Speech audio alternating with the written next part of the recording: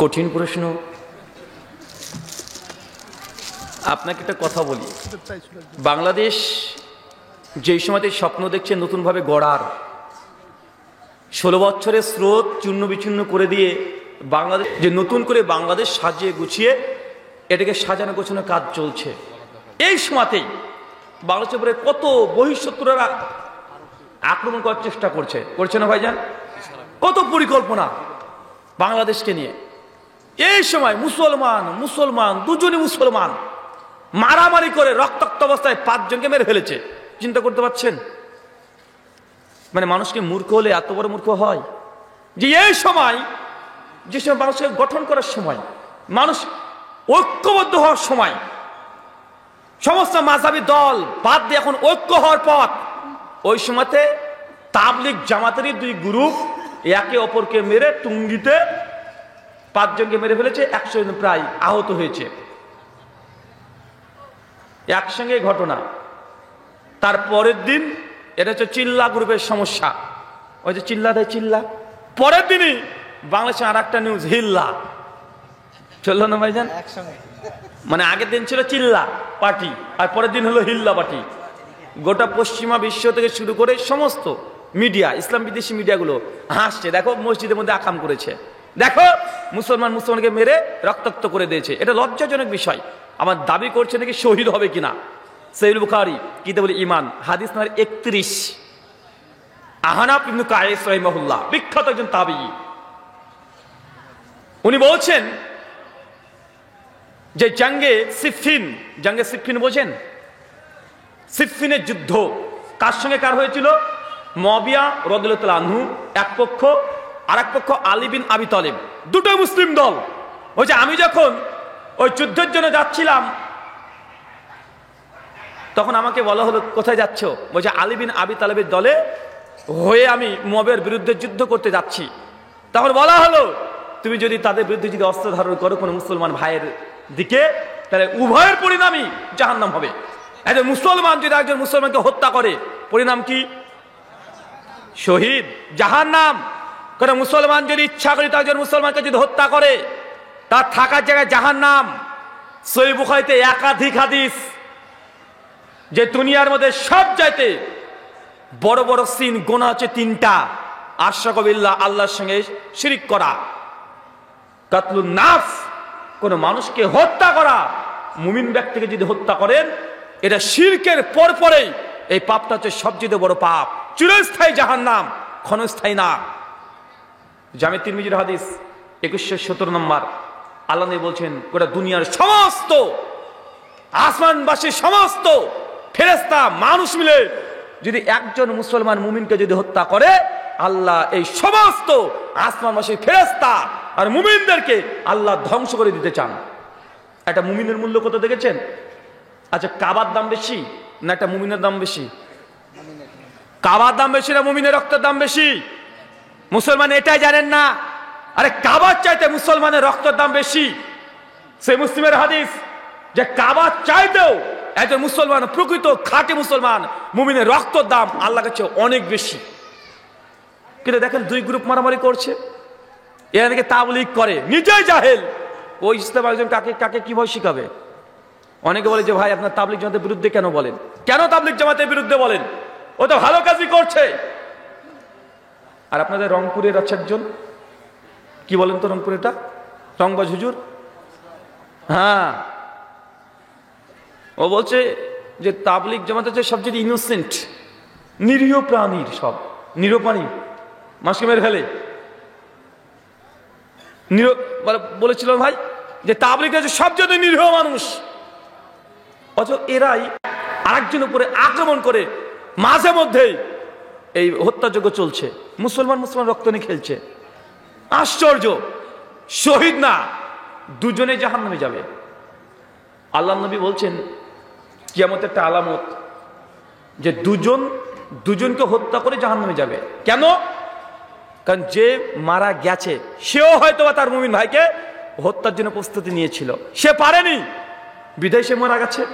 কিন্তু সেও চেষ্টা করেছে যে না, এই 7 বন্ধুকে পেলে মেরে দেবো, আর জুবারপন্থী সে ভেবেছে সাতপন্থীকে পেলে মেরে দেবো, মানে দুজন মারার নিয়াত, দুজনই মুসলমান। যে কেউ যে হত্যা হয়ে যাবে, মরে যাবে, সেও জাহান্নাম, যে বেঁচে আছে এও জাহান্নাম। তওবা করো, দ্রুত দ্রুত তওবা করতে হবে। আর যারা বলছেন যে আহলে হাদিসরা কেন তাবলীগের বিরুদ্ধে বলে, তাবলীগ যে গোমরাহ দল, ভ্রষ্ট দল, এর চেয়ে বড় কোনো প্রমাণ লাগে আর কথা বলেন? আমরা বললে আপনি দুঃখ পান, কষ্ট পান, আমার তো বলার দরকার নেই। দেখেন সাতপন্থী তাবলীগরা জুবারপন্থী তাবলীগকে বলছে এরা কাফের, এরা মুরতাদ, এরা ভ্রষ্ট, বলছে কি বলছে না? সাতপন্থীরা জুবারপন্থীকে বলছে না? আবার জুবারপন্থীরা বলছে সাতপন্থীরা গোমরাহ, পথভ্রষ্ট, জাহান্নামী, বলছে না? তা আমি বলছি ভাই তোমাদের দুজনে ফতোয়া ঠিক আছে, তো দুজনই পথভ্রষ্ট, যা। আমি নতুন ফতোয়া দিয়েছি। আর সাতপন্থীরা জুবারপন্থীকে গোমরাহ বলছে, জুবারপন্থীরা সাতপন্থীকে গোমরাহ বলছে, ফতোয়া তো তোমাদেরই। আমি বললাম যে তোদের দুজনের ফতোয়া ঠিক আছে, তোরা দুজনই পথভ্রষ্ট, দুজনই গোমরাহ। এটা আমাকে দোষ আছে? আমি কি কাউকে গালি দিয়েছি?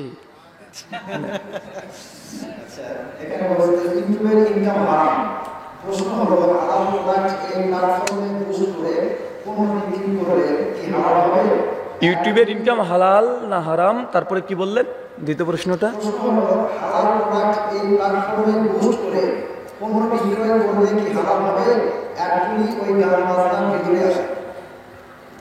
প্রথম কথা হচ্ছে ইউটিউবের ইনকাম আজ 2024 পর্যন্ত, ডিসেম্বর মাসের 22 তারিখ পর্যন্ত তাদের টার্মস অ্যান্ড কন্ডিশন যেগুলো আছে তাতে এখনো এটাকে বৈধ বলা যায় না। এখন মনিটাইজেশন অফ করে বুস্ট করে যদি কোনো হালাল পণ্যের অ্যাড দেওয়া হয় তাহলে সেটা হালাল হবে কি হবে না, মানে স্পন্সর করা। দেখা যাচ্ছে বক্তব্য চলছে আমার এই সময়তে, এখন আপনি নিজ দিয়ে অ্যাড দিবেন প্রফেসর ডক্টর আসাদুল্লাহ গালিব স্যারের বইয়ের কিছু অ্যাড, বা হালাল পণ্য, যে একটা খাটের দোকান আছে সেটা আপনি টুক করে 10-30 সেকেন্ডের ভিডিও করলেন, করা যায় না এরকম ভাই? এরকম যদি হালাল পণ্য অ্যাড যদি করা হয়, আর অ্যাডের মধ্যে কোনো যদি হারাম কিছু না চলে আসে, যেমন মেয়েদের কোনো ভয়েস বা মেয়েদের শরীর দেখিয়ে অ্যাড যদি না হয়, যে কোনো হালাল পণ্যের এই বুস্ট যদি করেন, এটা বিজনেসের একটা প্রক্রিয়া, যে না আমি এই যে বুস্ট করলাম, ইনভেস্ট করলাম আমার প্রচারের জন্য। কিসের জন্য? প্রচারের জন্য। হারাম না, বুস্ট করে আপনি প্রচার করতে পারবেন যদি অ্যাড হালাল হয়। শুকরান।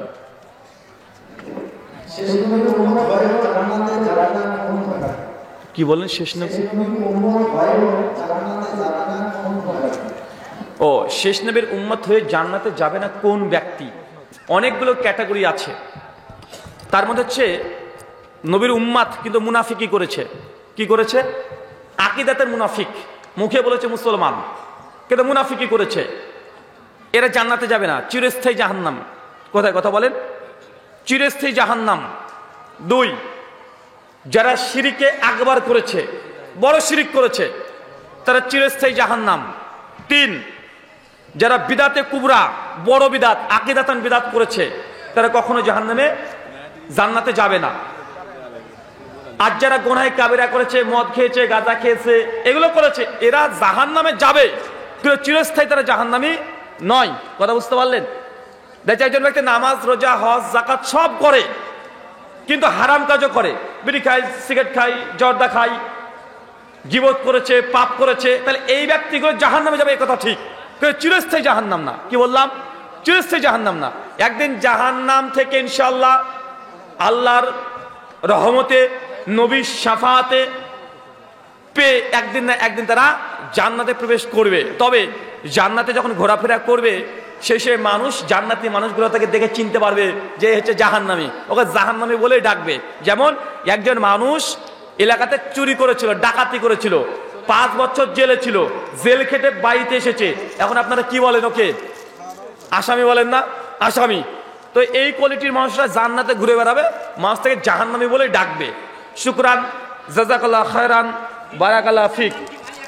আচ্ছা, আমার লেখা কিছু বই আছে, যারা বই নিতে চান স্টেজের ডান দিকে আছে, নিতে পারবেন। শুকরিয়া। হ্যাঁ, আপনার হিন্দু বন্ধু এসেছে? হিন্দুদের স্রষ্টার নাম কি? দেখেন, হিন্দুইজমের নির্দিষ্ট কোনো স্রষ্টা নাই, এবং স্রষ্টা যদি আবিধানিক অর্থ নেন ক্রিয়েটর, স্রষ্টা সৃষ্টি করেছেন ক্রিয়েটর, তাহলে তারা ব্রহ্মা কাকে বলে?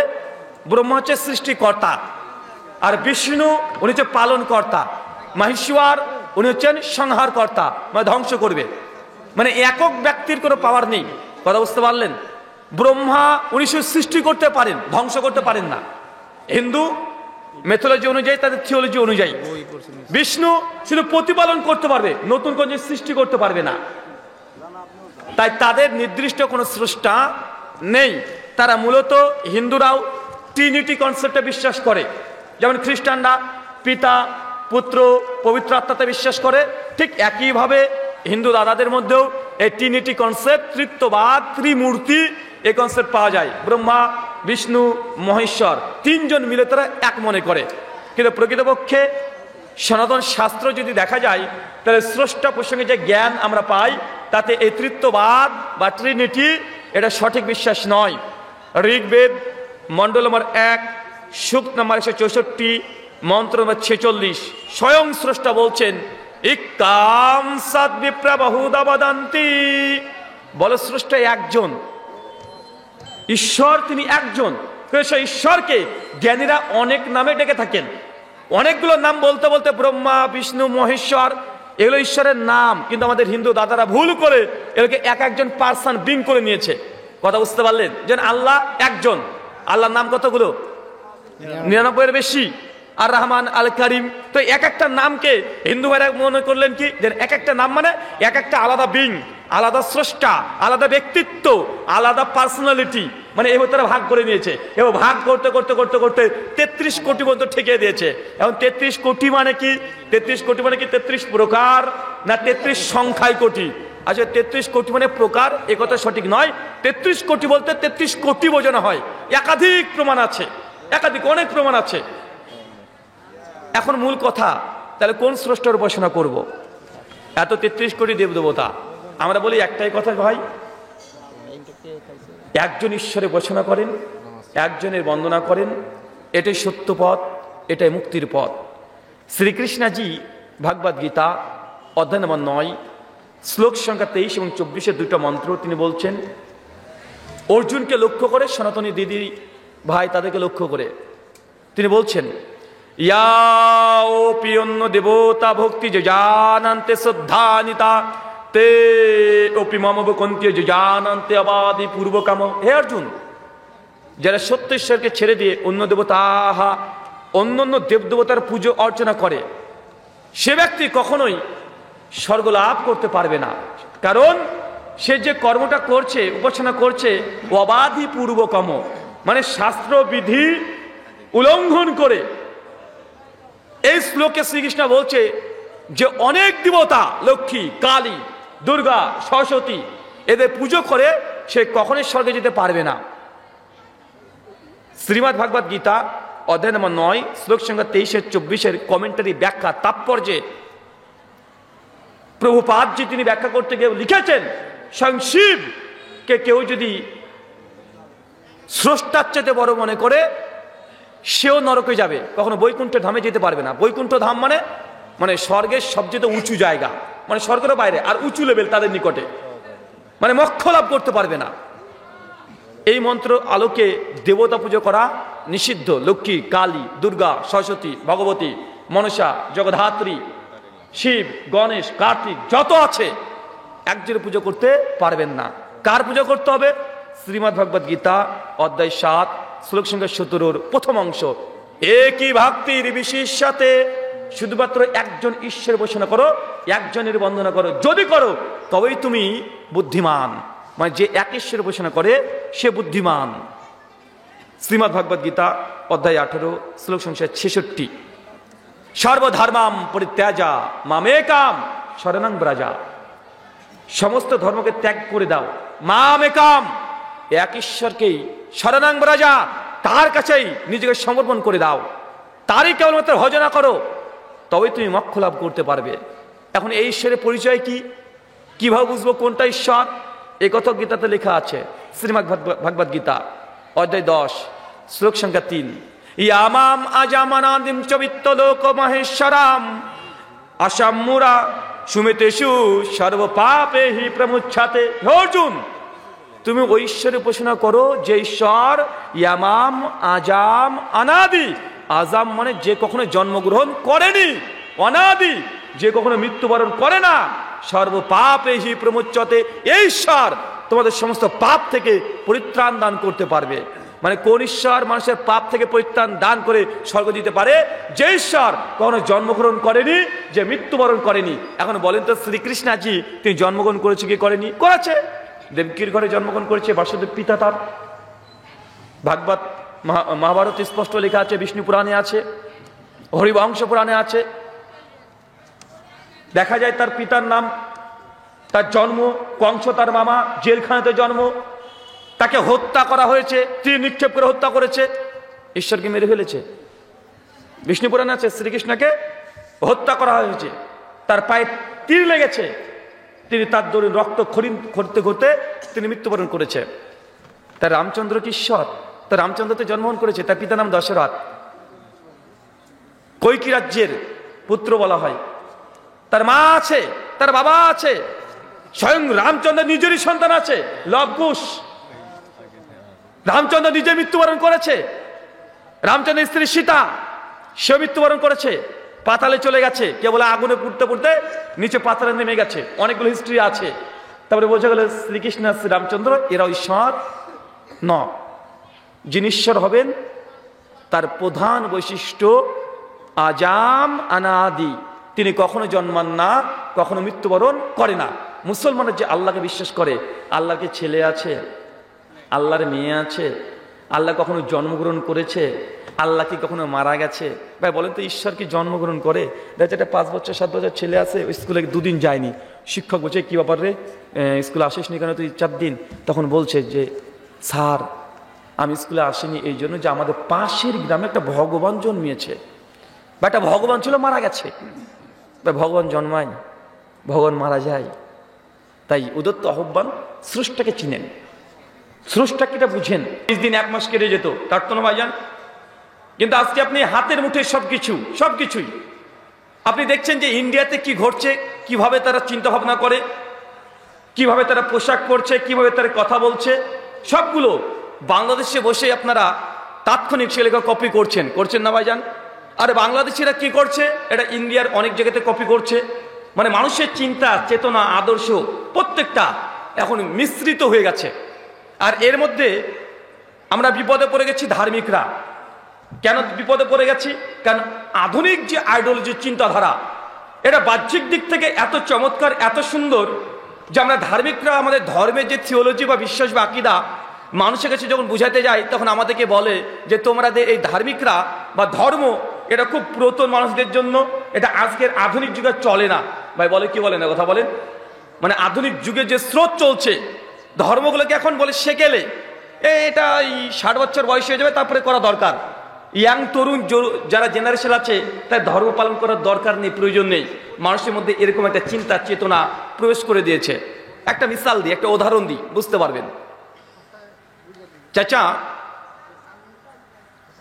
বা আপনারা যারা মেয়ের বাবা আছেন এখানে, আপনার মেয়ের 16 থেকে 20 বছর বয়সে যে পরিমাণ বিয়ের প্রস্তাব আসতো, এখন যে মেয়েটার বয়স 25 থেকে 30-এর মধ্যে, যে চাকরি করছে রীতিমতো, চাকরির জন্য বিবাহকে লেট করে দিয়েছে। এমন আছে না নাই কথা বলেন? যে তোমাকে ম্যাট্রিক পাস করে বিয়ে দেওয়া যাবে না। আধুনিক বিশ্ব মিডিয়াগুলো প্রচার করছে যে না, মেয়েদেরকে সচ্ছল হতে হবে, নিজের পায়ে দাঁড়াতে হবে, একটা চাকরি করতে হবে, স্বনির্ভর হতে হবে। এই পুরুষদের দাসত্ব করা যাবে না, স্বামীর দাসত্ব করা যাবে না। এই জন্য একটা মেয়ের ব্রেনটাকে ওয়াশ করে দিয়ে তাকে মাধ্যমিক ম্যাট্রিক দেওয়ার পরেও তাকে MA করাচ্ছে, BSc ক্যাডার বানাচ্ছে। তারপরে হচ্ছে শুধু পড়াশোনা করলেই হবে না, তোমাকে চাকরি করতে হবে। এখন ওই মেয়েটার চাকরি পেতে পেতে 28 থেকে 30 বছর লাগে কি লাগে না কথা বলেন? মেয়েটার বয়স যখন 30 হয়ে গেল, এখন একটা মেয়ে প্রতিষ্ঠিত হয়ে গেছে, চাকরি করছে রীতিমতো, বয়স তার 30। আর একটা মেয়ের যখন বয়স ছিল 18 থেকে 22-এর মধ্যে, এখন বলেন তো কোন সময় ওই মেয়েটির বিয়ের প্রস্তাব বেশি আসে? কোন বয়সে? 18 থেকে 22 বছরের বেশি বিয়ের প্রস্তাব আসে না। যে মেয়েটার 30 বছর হয়ে গেছে, এই মেয়েটাকে যতই তার বাবা প্রতিষ্ঠিত করে দিক না কেন, যতই চাকরি মেয়েটা করুক না কেন, যত টাকা ইনকাম করুক না কেন, তারপর ওই 18 থেকে 20 বছর বয়সে যেমন বিয়ের প্রস্তাব আসতো, যে পরিমাণ আসতো, 25 থেকে 30 বছরের মেয়েটার সেই পরিমাণ বিয়ের প্রস্তাব আসে না। এটা বাস্তব। পশ্চিমা বিশ্ব শিখিয়ে দিয়েছে আমাদেরকে যে সফলতা কোনটা। সফলতা পড়াশোনা করো, পড়াশোনা করে নিজের পায়ে দাঁড়াও। নিজের পায়ে দাঁড়ানো মানে আপনাকে চাকরি পেতে হবে। যতক্ষণ পর্যন্ত চাকরি না পাচ্ছেন ততক্ষণ পর্যন্ত কোনো মানুষ সফল না। এটা ব্রিটিশ, ইংরেজ, ইহুদি, খ্রিস্টান আমাদের মাথায় মগজে ঢুকিয়ে দিয়েছে। ছোট্ট একটা প্রশ্ন করে আপনারা উদাহরণ দেন, উত্তর দেন তো ভাই। বলেন তো, বিশ্বে কোন মানুষ চাকরি করে ধনী হয়েছে? হ্যাঁ,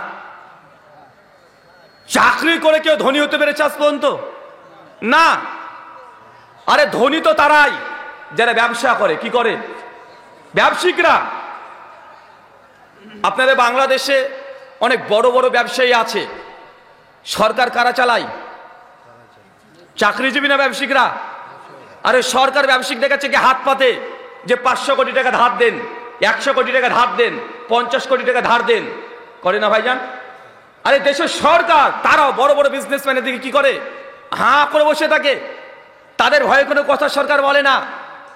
একদম প্রতিষ্ঠিত সরকার। চাকরি হচ্ছে আধুনিক দাসত্ব। কি বললাম বলেন তো? চাকরি কি? আধুনিক দাসত্ব। মানে এটা একটা দাসত্ব। দাস বোঝেন? কৃতদাস। মানে আপনি যে এই যে পড়াশোনা করে চাকরি পেলেন, আপনি মনে করছেন আপনি স্বাধীন। আপনি স্বাধীন, কিন্তু এটা পরোক্ষভাবে এই যে আধুনিক যুগের এটা দাসত্ব। মানে চাকরি দিয়ে একটা নির্দিষ্ট স্যালারি ফিক্স করে দিয়েছে 30,000 বা 50 বা 60,000 টাকা। এই যে 60,000 টাকা, এর আপনি বেশি ইনকাম করতে পারবেন না, কমও করতে পারবেন না। তার বিনিময়ে প্রতিদিন আপনাকে শ্রম দিতে হবে। এটা দাসত্ব নয়? ইসলাম কখনো চাকরিকে গুরুত্ব দেয়নি। ইসলাম কি গুরুত্ব দিয়েছে? ব্যবসা।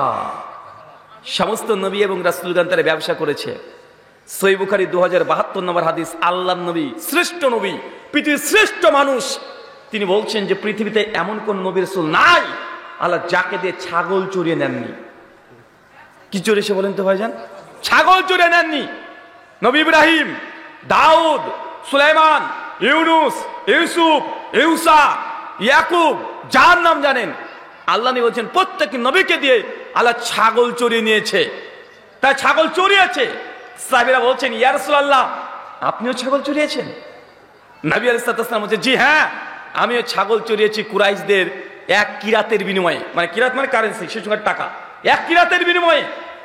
তার মানে বোঝা যাচ্ছে ইসলামের ইতিহাস যদি আপনি দেখেন, সব জায়গাতে বিজনেসকে প্রাধান্য দিয়েছে তারা। ব্যবসাকে, নিজে উদ্যোক্তা হন। 20-30 হাজার টাকা চাকরি করে আধুনিক দাসত্বের ফাঁদে আপনাকে ফেলে দিয়েছে। কেন? আপনি বুঝতে পারবেন না। এটা বুঝতে হলে আজ থেকে 150 বছর আগে চলে যেতে হবে। মাত্র 150 বছর। এই যে বাংলাদেশ, আজকে বাংলাদেশকে দেখতে পাচ্ছেন না ভাইজান? আজ থেকে 70 বছর আগে বাংলাদেশ ছিল? ছিল না। পাকিস্তান ছিল?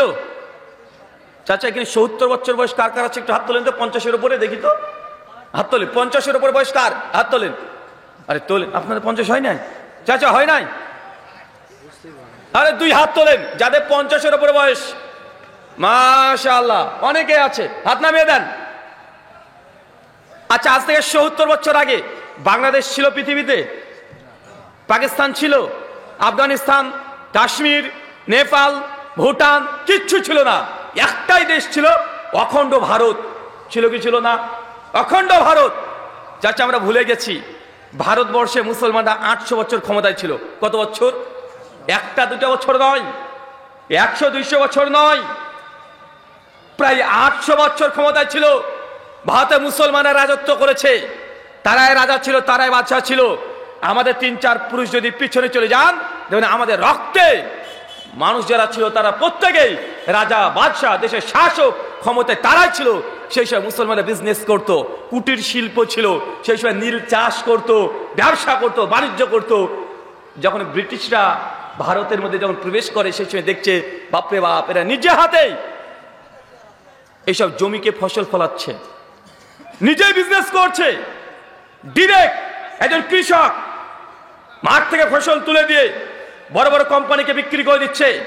ডাইরেক্ট লাভ, মাঝখানে কেউ খাচ্ছে না টাকা। কেউ খাচ্ছে? কথা বলেন। ব্রিটিশরা পরিকল্পনা তাদের অনেক গভীর, তাদের চিন্তা অনেক দূরে। তারা এসে সঙ্গে সঙ্গে প্রথমে এই জায়গাতে হাত লাগিয়েছে যে না, তোমাদের নিজে নিজে বিজনেস ব্যবসা করার প্রয়োজন নেই, বরং তোমরা চাষবাস যা করছো করো, কিন্তু আমাদের আয়ত্তে করো, আমাদের অধীনে করো। সারাদিন তুমি কাজ করো, কিন্তু মালগুলো আমাদের কাছে বিক্রি করো। সারাদিন তুমি কাজ করো, আমি তোমাকে মেশিন দিচ্ছি, ট্রাক্টর দিয়ে দিচ্ছি, আধুনিক যন্ত্রপাতি দিয়ে দিচ্ছি, আমরা যন্ত্রপাতি দিচ্ছি, তোমরা শ্রম দাও। দিন শেষে 50 টাকা, 60 টাকা, 70 টাকা নিয়ে নাও।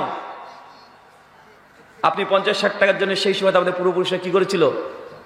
ওই ব্রিটিশদের চিন্তার মধ্যে প্রবেশ করেছি। তারা আমাদের শ্রম নিয়েছে, তারা মেশিন দিয়েছে। তখন আমরাও ভেবেছি, আমাদের বাপদাদার ভেবেছে কি দরকার, দিন শেষে 50 টাকা পাচ্ছে, ওটাই তো ভালো, লাভও নাই, লসও নাই, কোনো টেনশনও নাই। সেই সময় থেকে এই ব্রিটিশ ইংরেজরা এসে মুসলিমদের যে স্বাধীনতা এটা কেড়ে নিয়েছে। অর্থনীতি সম্পূর্ণ তাদের হাতে চলে গেছে। গিয়েছে কি যায় নাই? গিয়েছে। আজকে তরুণ যুবক, আমাদের বাবা, মেয়ের বাবা, ছেলের বাবা, এরা ভাবছে যতক্ষণ পর্যন্ত ছেলেটা ব্যবসা না করছে ততক্ষণ পর্যন্ত মেয়ের বাপ ছেলেটার সঙ্গে বিবাহ দেয় না। দেয়? কথা বলেন। একটা ছেলে ভালো বিজনেস করে, ব্যবসা করে, আর একজন হচ্ছে শিক্ষক স্কুলের, তারপরে বাপ কার সঙ্গে বিয়ে দেয়? শিক্ষকের সঙ্গে দেয় না। কারণ আমাদেরকে এটা বুঝাতে সক্ষম হয়েছে, চাকরি মানে তুমি সেটেল হয়ে গেছো। আরে চাকরি মানে ওই 30,000 টাকা বেতন, সেটেল। কিন্তু বিজনেস, ব্যবসা, এটা তো বরকত আছে না নাই? কিন্তু যিনি চাকরি করছেন এখানে বারাকা আছে? রিজিকটাকে সংকীর্ণ করে দেওয়া হলো। সংকীর্ণ করা হয়নি? সংকীর্ণ করা হয়েছে। এই জন্য আমরা বলি, যারা যুবক তরুণ আছেন, উদ্যোক্তা হন। যে কোনো কাজ, 10টা ছাগল কিনেন, একটা খোয়ার তৈরি করেন, 6 মাস পর বাচ্চা দেবে 2টো করে, 10টা ছাগল থেকে 30টা হবে, আবার 6 মাস পর আবার বাচ্চা দেবে। 3টে বছর যদি আপনি অপেক্ষা করেন, 10 ছাগল থেকে 300 ছাগল হতে পারে। এটা বিজনেস মাইন্ড। হবে কি হবে না? কথা বলেন।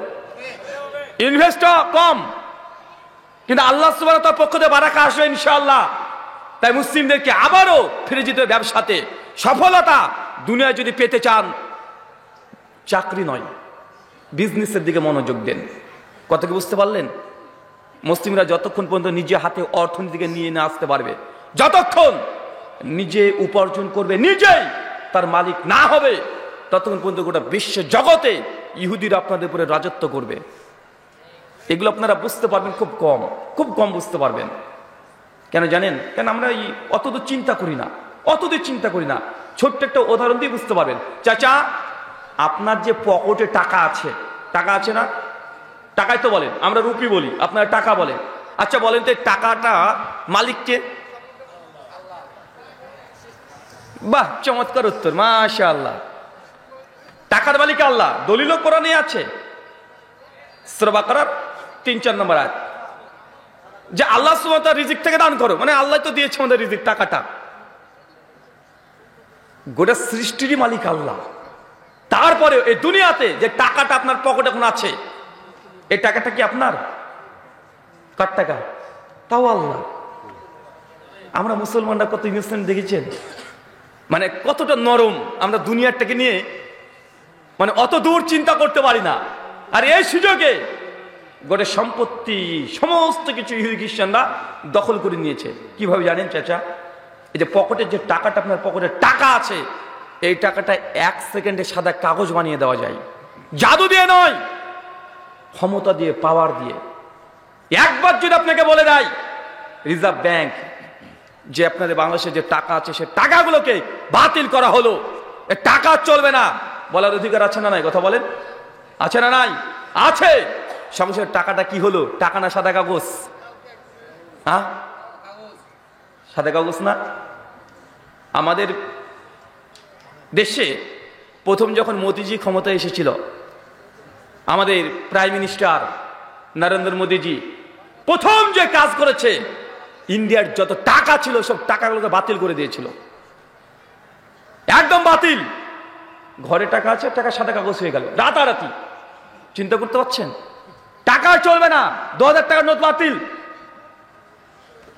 এই টাকাটা কি হলো বলেন তো? সাদা কাগজ। কোনো মূল্য আছে? আপনি এখনো বুঝতে পারেননি। আরেকটু বুঝাই, আগে দুনিয়াটা বুঝেন, নচেত আখিরাত বুঝতে পারবেন না। আগে দুনিয়ার চ্যালেঞ্জকে মোকাবিলা না করতে পারলে আখিরাত কি জিনিস বুঝতে পারবেন না। যেমন দোয়া করেন, সূরা বাকারা 202 নম্বর আয়াতে কি দোয়া শিখিয়ে দিয়েছে আল্লাহ? রাব্বানা আতিনা ফিদ দুনিয়া। আগে দুনিয়ায়, দুনিয়ার চ্যালেঞ্জ, দুনিয়ার ফিতনাকে আগে মোকাবেলা করতে হবে। বাংলাদেশের 100 টাকা, এটাও বুঝবেন না, আরো সহজ করে বলি। চাচা, সৌদি আরবের 1 টাকা সমান বাংলাদেশের কত টাকা? 22-23 টাকা। তো ওদেরও তো 1 টাকা, আপনার 22 টাকা হলো কিভাবে? ওদের 1000, তার মানে আপনারা কত পাবেন? 22-23 হাজার। এতটুকু বুঝতে পারছেন তো? আচ্ছা চাচা, ওদের তো টাকা তো 1 টাকায়, বা টাকা তো 1000, কিন্তু আপনাদের 22,000 টাকা হচ্ছে কেন? মূল্য বেশি। কেন মূল্য বেশি বলেন? আচ্ছা, আমেরিকার $1 সমান বাংলাদেশের কত টাকা? 120 টাকা। মানে ওদের 1000 টাকা মানে আপনাদের 1,20,000 টাকা না কত? তাই হবে না কি হবে? আচ্ছা, তো আমেরিকার 1000 আপনাদের 1,20,000। আমেরিকার টাকার এত দাম কেন? আচ্ছা, কুয়েতের টাকা, কুয়েতের 1 টাকা মানে আপনাদের বাংলাদেশে কত? প্রায় 390, তাই না? তাহলে কুয়েতের 1000 টাকা মানে বাংলাদেশের প্রায় 4 লাখ টাকা। চিন্তা করতে পারছেন? আচ্ছা, টাকার এত মূল্য বাড়ছে কমছে কিভাবে জানা আছে? ছোট্ট করে বলি, মানে এগুলো খুব জটিল আলোচনা, আপনাদেরকে বুঝাবো কিভাবে আমরা নিজের টেনশনে পড়ে যাই। খুব জটিল আলোচনা। আচ্ছা, এই টাকার যে দাম কম বেশি কেন জানেন চাচা? এবার মনে রাখেন, যে দেশ যত বেশি সোনা রিজার্ভ ব্যাংকে জমা করবে, রিজার্ভ ব্যাংক সে দেশকে ওই সোনার দাম অনুযায়ী অত টাকা ছাপিয়ে সে দেশকে দিয়ে দিবে। কথা কি বুঝতে পারলেন এবার? মানে এখনো বুঝতে পারেননি? বুঝতে পারেননি? রিজার্ভ ব্যাংক গোটা বিশ্বের অ্যাকাউন্ট ব্যাংক, গোটা বিশ্ব চলে এটা। ওই ব্যাংকে আপনাদের দেশের সরকার যত কেজি সোনা দিবে, ওই সোনার যা দাম, ওই দাম অনুযায়ী বাংলাদেশের টাকা ছাপিয়ে দিয়ে দিবে। আপনাদের দেশের সরকার চাইলেও ইচ্ছে মতো টাকা ছাপাতে পারবে না। পারবে? কথা বলেন। না হচ্ছে তুমি তো মেশিন দিয়ে টাকা ছাপিয়ে ফেলতেন একা একাই। উনি তো বিদেশ থেকে টাকা ধার নিয়ে আসতেন না, নিয়ে আসতেন নাকি? তো মেশিনে টাকা ছাপিয়ে ফেলবে। তো টাকা যে আসছে কোথা থেকে আসছে? মানে আপনি, আপনার দেশ সরকার যত বেশি টাকা রিজার্ভ ব্যাংক, যত বেশি সোনা জমা করবেন, রিজার্ভ ব্যাংক তত টাকা ছাপানোর অনুমতি দেবে আপনাকে। তার বেশি টাকা ছাপাতে আপনি পারবেন না। অতএব এখান থেকে বোঝা গেল বাংলাদেশ খুব বেশি সোনা ব্যাংকে জমা করেনি, তার জন্য বাংলাদেশের টাকার দাম এত কম। এর চাইতে সৌদি আরব বেশি সোনা দিয়েছে, তাই সৌদির টাকার দাম বেশি। আমেরিকা আরো বেশি দিয়েছে সোনা ব্যাংকে, তার জন্য তাদের টাকার দাম আরো বেশি। কুয়েত সবচেয়ে বেশি দিয়েছে দুনিয়ার মধ্যে, তার জন্য তাদের টাকার দাম এত বেশি। কতবার বুঝতে পারলেন? কি বুঝেছেন চাচা? তার মানে এই অর্থনীতি নির্ভর করছে কিসের উপরে? সোনা। যে দেশে যত সোনা আছে সে দেশের টাকার দাম তত বেশি হবে। এই জন্য ইসলাম কোন অর্থের উপরে জাকাত ফরজ করেনি। কি বলেছে? 85 গ্রাম স্বর্ণ, মানে গোটা বিশ্বের অর্থনীতি নির্ভর করছে কিসের উপরে? সোনা, গোল্ড। 85 গ্রাম সোনা যখনই ক্রস করবে অমনি জাকাত দিতে হবে। যদি টাকা এমন বলে দিত যে 4 লাখ টাকা হলেই তোমাকে জাকাত দিতে হবে, তো এই টাকাতেও দাম কম বেশি হয়, হয় কি হয় না? কথা বলেন। কে? সোনা। গোটা বিশ্ব জগতে আন্তর্জাতিক এখনো এই গোল্ড অর্থনীতিতে দাঁড়িয়ে আছে না নাই? ইসলাম তার জন্য সমস্ত কিছু নির্ভর করছে কি দিয়ে? সোনা, গোল্ড। কারণ পৃথিবী যতদিন থাকবে এই গোল্ড এটা মূল মার্জিন টাকার কম বেশি হওয়ার জন্য। আচ্ছা, এবার ভয়ঙ্কর তথ্য যেটা দেবো আপনাকে চাচা, তার মানে বোঝা গেল ওই ব্যাংকগুলো আমাদের দেশের সমস্ত কি নিচ্ছে? সোনাগুলো নিয়ে নিচ্ছে, নিচ্ছে না? যে আমাদেরকে কি দিচ্ছে? টাকা দিচ্ছে না? টাকা না কাগজ? হ্যাঁ, ওটা তো কাগজ। কি নিয়েছে? সোনা নিচ্ছে। দিচ্ছে কি? কাগজের টাকা। কাগজ দিচ্ছে না ভাইজান? কাগজের টাকা দিচ্ছে আপনাকে, আমরা খুশি। কিন্তু চাইলে এই টাকাটাকে রাতারাতি কাগজ করে দিতে পারে কি পারে না? সমস্ত অর্থনীতি কাদের হাতে এখন? যাদের হাতে সোনা বেশি তাদের কাছে মূলত টাকা আছে, মূলত সম্পত্তি আছে। যারা সোনাকে জমা করছে তারাই মূলত অর্থের মালিক। আর আমাদের কাছে যে কাগজের টাকাগুলো আছে আমরা অর্থের মালিক না, রাতারাতি সাদা কাগজ হয়ে যেতে পারে এনি টাইম, যে কোনো সময়। আর এই সোনাগুলো জমা কারা করছে? ফিলিস্তিন, ইহুদি। মানে আমরা সমস্ত সোনাগুলো তাদেরকে দিচ্ছি আর কাগজ নিয়ে চলে আসছি। আমরা বুদ্ধিমান অনেক হয়ে যান। হ্যাঁ, এখন তো টাকাও বাদ, এখন কি হয়েছে? এখন এই যে ইন্টারনেটের যুগ, মোবাইলে বিকাশ, রকেট। আপনি গেলেন কোনো জায়গাতে, আপনার জমি ছিল চাচা, 1 বিঘা জমি বিক্রি করেছেন 10 লাখ টাকা দিয়ে। মানুষ তো আগে তো টাকা গুনে গুনে দিত, থুতু দিয়ে গুনে গুনে নিতেন। এখন কি বলে যে তোমার মোবাইল নাম্বারটা বলো, মোবাইল নাম্বার দিয়ে দিয়েছেন, সে বিকাশে দিয়ে দিলাম। টুক করে 2টো মেসেজ আসলো, লেখা আছে 10 লক্ষ টাকা। চাচা ওটা কি টাকা না সংখ্যা? সংখ্যা না? তো এই সংখ্যা যদি একটা যদি কমে যায়, 10 লাখ থেকে একটা জিরো কমলে কি হবে? 1 লাখ হয়ে গেল। তো এই যে অর্থনীতি যে এখন মোবাইল ব্যাংকিং এর মধ্যে চলে এসেছে, এই মোবাইল পুরো সিস্টেমকে নিয়ন্ত্রণ কারা করে? ইহুদিরা। তার মানে বোঝা গেল যে আস্তে আস্তে আস্তে আস্তে এই দুনিয়ার যত অ্যাকাউন্ট ও অর্থনীতি সব কাদের দখলে যাচ্ছে? ইহুদিদের দখলে। সমস্ত কিছু ইহুদিরা একদম কঠিন ভাবে আঁকড়ে ধরে করার চেষ্টা করছে। জি, অনেকে চলে যেতে চাচ্ছে, তো একটু দয়া করে মাহফিল কর্তৃপক্ষ বলছে একটু বৈঠকে দাও। আরে ভাই, ওটা বললাম তার কতবার বলবেন? 3বার অলরেডি হয়ে গেল। সময় পেলে তো দেবো রে ভাই।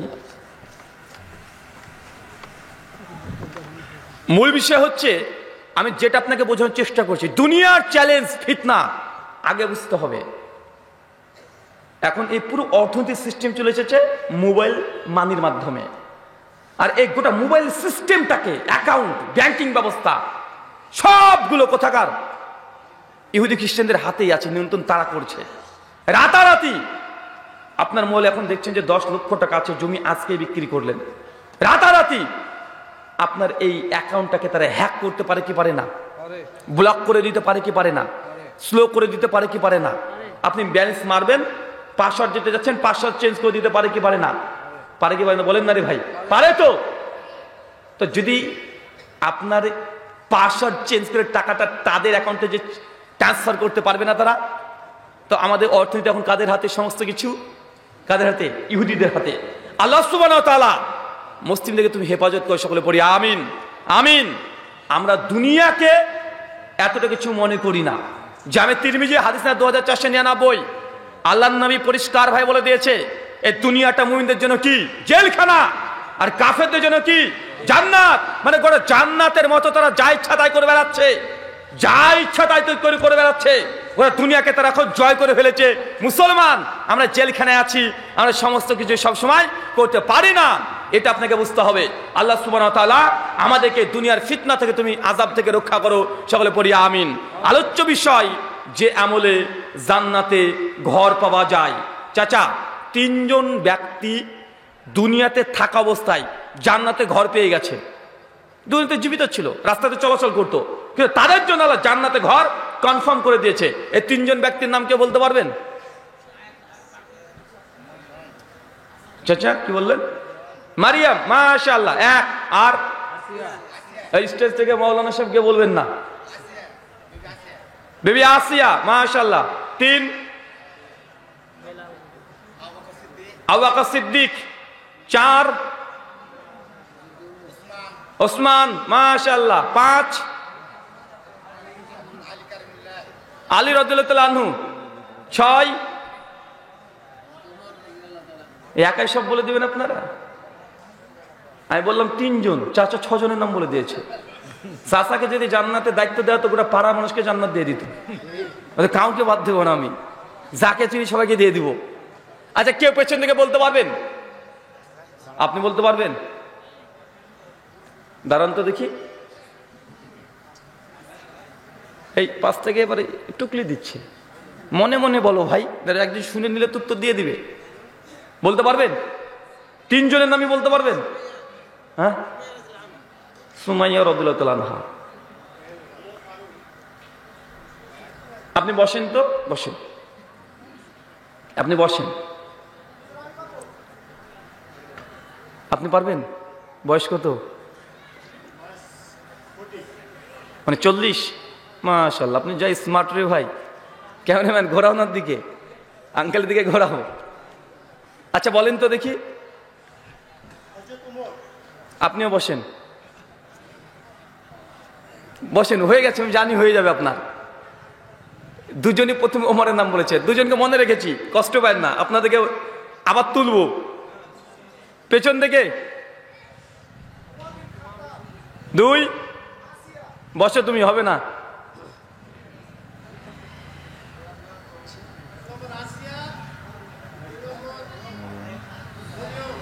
মারিয়াম, খাদিজা। ঠিক বলেছে?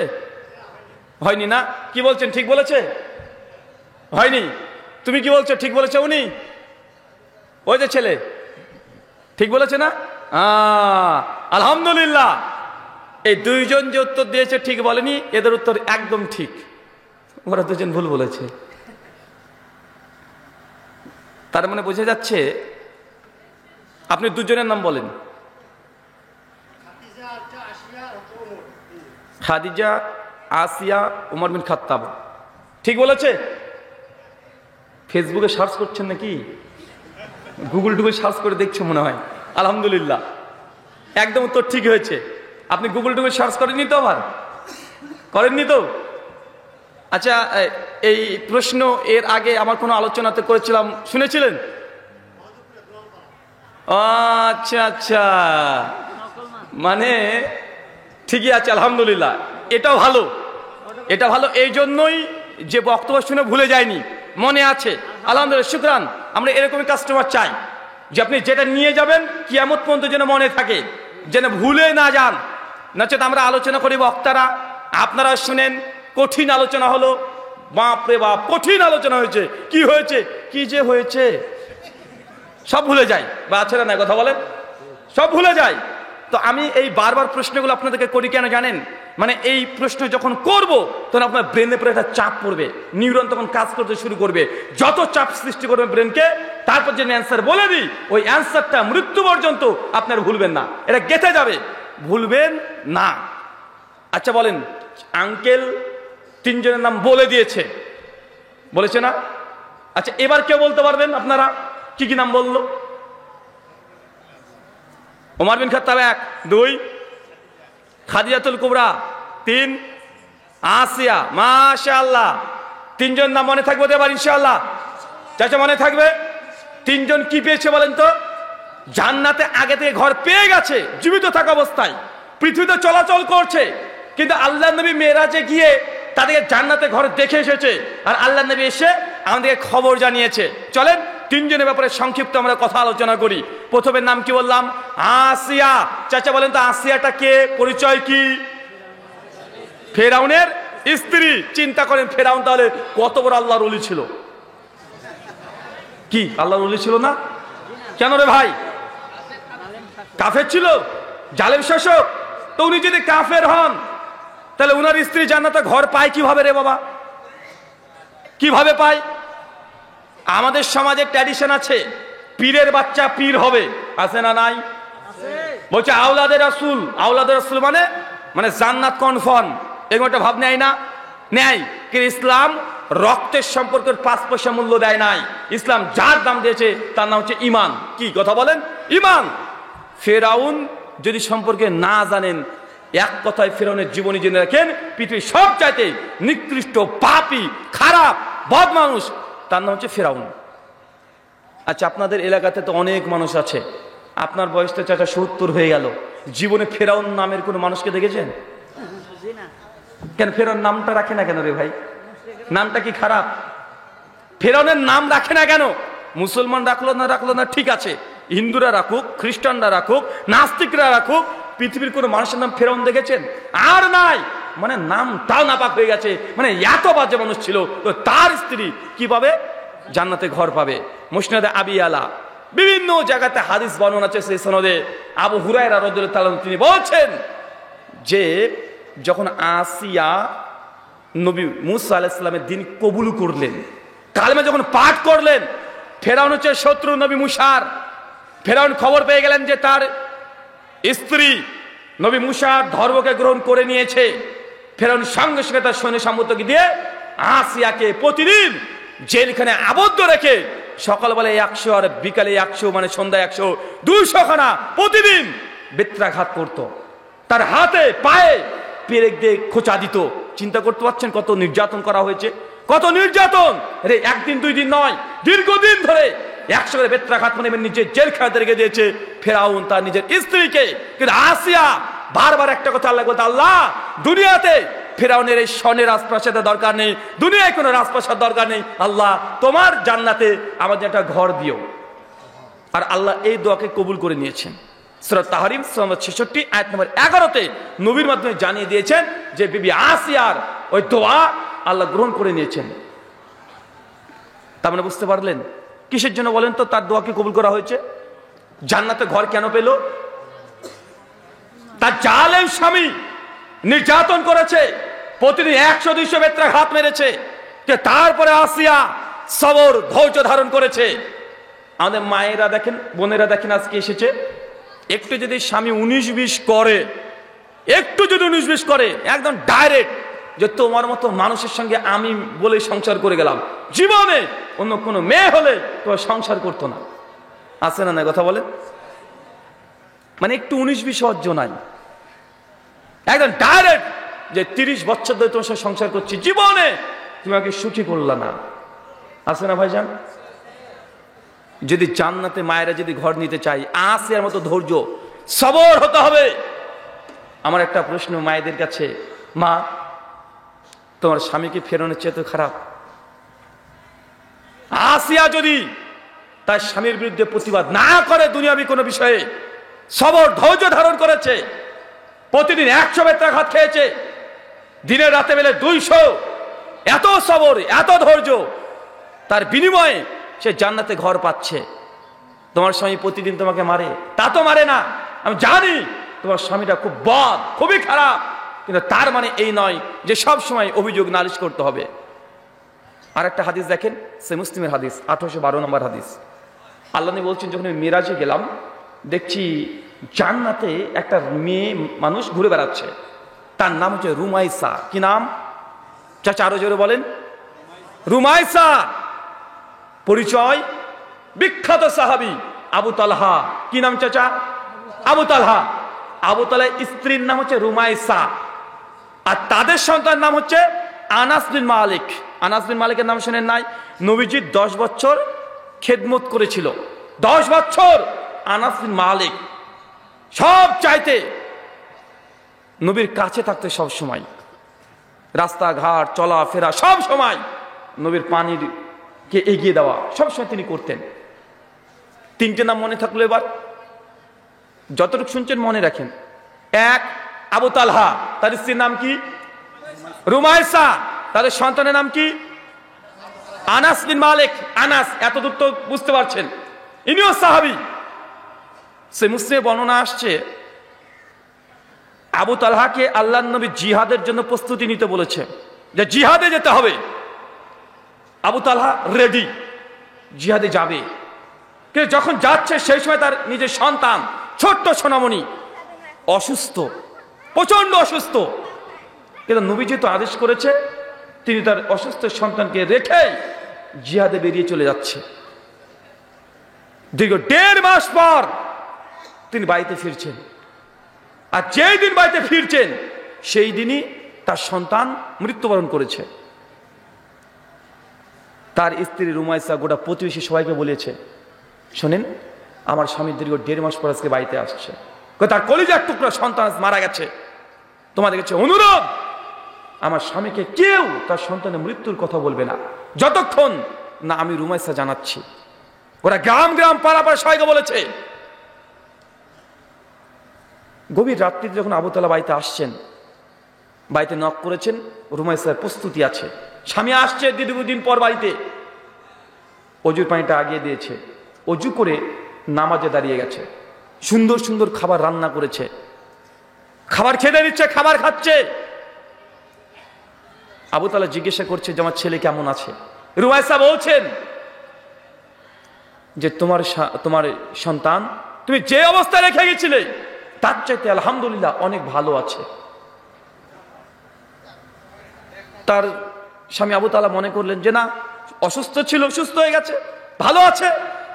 আবু তাআলা কোনো প্রশ্ন করেনি। রুমাইসা বলছে যে আপনার ছেলে আমাদের ছেলে আগের তুলনায় অনেক ভালো আছে, ওইখানে শুয়ে আছে, ঢাকা দেওয়া আছে। রুমাইসা যে সন্তানকে একদম সুন্দর করে ঢেকে একটা আলাদা বিছানা করে রেখে দিয়েছে। আবু তাআলা এই কথা শুনেই আর কোনো প্রশ্ন করেনি, স্বাভাবিক প্রশ্ন করেনি। খাওয়া দাওয়া শেষ, বিছানা শায়িত হয়ে গেছে আবু তালহা, দীর্ঘ 1.5 মাসের ক্লান্তি। রুমাইসা সুন্দর করে নিজেকে সজ্জায় সজ্জিত করেছে, সাজুগুজু করেছে। তারপর স্বামী স্ত্রী একসঙ্গে রাত্রিতে সারা রাত বিভিন্ন রকমের গল্প করছে। স্বামী স্ত্রীর মধ্যে যে সম্পর্ক হয়, সম্পর্ক করেছে। যখন রুমাইসা দেখছে যে না, তার স্বামী এখন শান্তিতে আছে, ফুরফুরে মেজাজ, দীর্ঘ 1.5 মাসের ক্লান্তি সব দূর হয়ে গেছে, ওই সময়তেই আবু তালহা রুমাইসা আবু তাআলাকে বলছে যে আবু তালহা আপনি একটা প্রশ্ন করবেন, অ্যান্সার করবেন। জি বলো, কি প্রশ্ন? স্বামীর মন এখন খুশি, সারাদিনকার ক্লান্তি দূর হয়ে গেছে।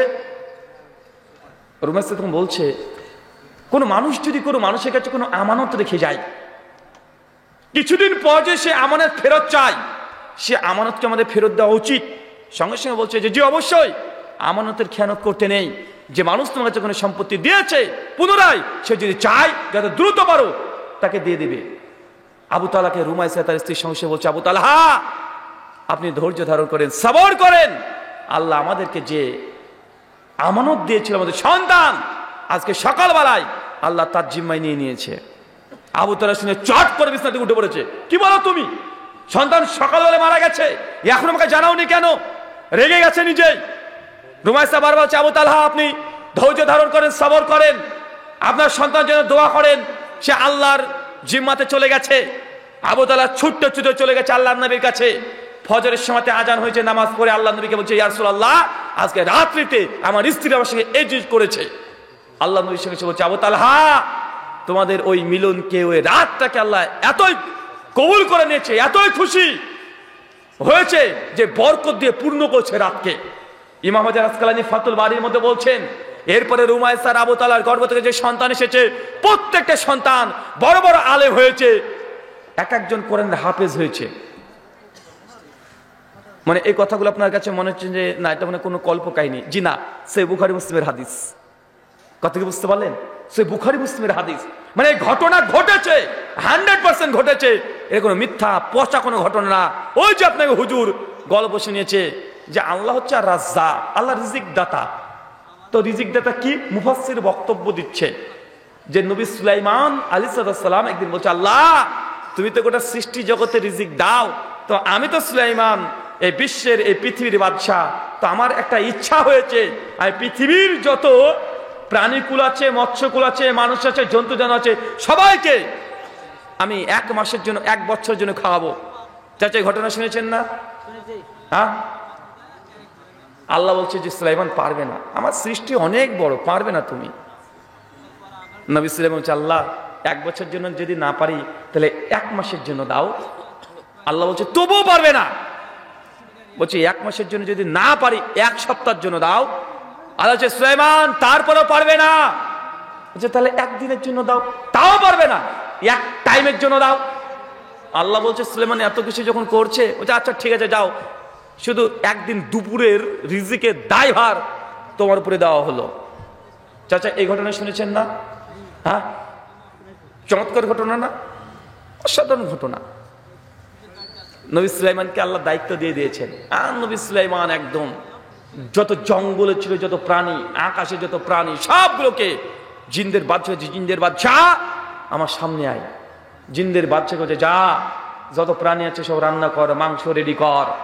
সব মাংস রান্না করে প্রায় 50 কিলোমিটার শুধু মাংস রান্না করে রেডি করে রেখে দিয়েছে। পরের দিন সকালবেলাতে সব প্রাণী চলে এসছে, তার মধ্যে একটা সমুদ্র থেকে বড় একটি মাছ চলে এসছে, হাঁ করে বসে আছে। সুলাইমান, খিদা লেগেছে, খেতে দাও। লাইনে দাঁড়া, আমি লাইন টাইন মানি না, খেতে দাও, খিদা লেগেছে, তুমি আজকে রিজিকের মালিক, তুমি রিজিকের দায়ভার নিয়েছো, খেতে দাও। সুলাইমান বলছে যে লাইন থেকে বে লাইনে চলে যায়, জিনদেরকে বলছে জিন একে খাওয়ি দে পানির তলাকে যাক, নাহলে আমাদের সব নষ্ট করে দেবো, লাইন থেকে বে লাইন হয়ে যাচ্ছে। তখন মাছ বলছে যে আমি যতক্ষণ মুখটাকে হা করে থাকবো ততক্ষণ খাবার দিতে থাকবে, যখন পেট ভরে যাবে মুখটাকে বন্ধ করে নেবো, ঠিক আছে? আচ্ছা ঠিক আছে। জিনদের বাচ্চা করেছে কি একটু মাংস নিয়ে মাছকে দিয়ে দিয়েছে, মাছ আর কতটুকু খাবে, 1-1.5 কেজি মাছ তুলে মুখে দিয়ে দিয়েছে। মাছ জিরে নিয়ে পরে আবার হা, আরো দাও। বলছে কত খায় রে, একটা মুরগি দিয়ে দিয়েছে গোটা, আবার টুক করে গেলেন, আবার হা, বলছে আরো দাও সুলাইমান, একটা গোটা ছাগল দিয়ে দিয়েছে, গিলে নিয়ে আবার হা, গরু দিয়েছে, আবার খেয়ে আবার বলছে আরো দাও। নবী সুলাইমান তখন বলছে আচ্ছা ঠিক আছে যা, যত খাবার আছে প্রায় 50 কিলোমিটার খাবার, মানে এখান থেকে প্রায় রাজশাহী পর্যন্ত, চিন্তা করছেন খাবার আর খাবার। মাছকে বলছে তুই যতটা পারিস তুই খাই, তুই তাতে চলে যা। মাছ করেছে কি তাই, ও তখন 1 লুকমাতে যত খাবার আছে সব 1 লুকমাতে খেয়ে ফেলেছে। খেয়ে থেকে ঢেকুর ধরে বলছে সুলাইমান আরো দাও, এখনো পেট ভরেনি। আল্লাহ নবী সুলাইমানের সঙ্গে সঙ্গে বলছে যে কি এত খাবার খেয়ে বলছে এখন পেট ভরেনি, খাবার শেষ। মাছ তখন বলছে সুলাইমান তোমার নামে আল্লাহর কাছে নালিশ করব, আমার আল্লাহ প্রতিদিন এর চাইতে 3 লুকমা বেশি আমাকে খাবার খাওয়াই দেয়, তুমি একদিন রিজিকের দায়িত্ব নেওয়ার কারণে আমাকে তৃপ্তি করে খেতে দিতে পারো নাই, তোমার বিরুদ্ধে নালিশ করব। আল্লাহ নবী সুলাইমানের সঙ্গে সঙ্গে সিজদাতে লুটিয়ে পড়ে তিনি চিৎকার করে বলতে থাকলেন আর রাজ্জাক আর রাজ্জাক আর রাজ্জাক, আল্লাহ তুমি রিজিক দাতা। চমৎকার ঘটনা না? হ্যাঁ, কিন্তু ঘটনাটা গোটাটাই মিথ্যা কথা। এটা বক্তারা তৈরি করেছে।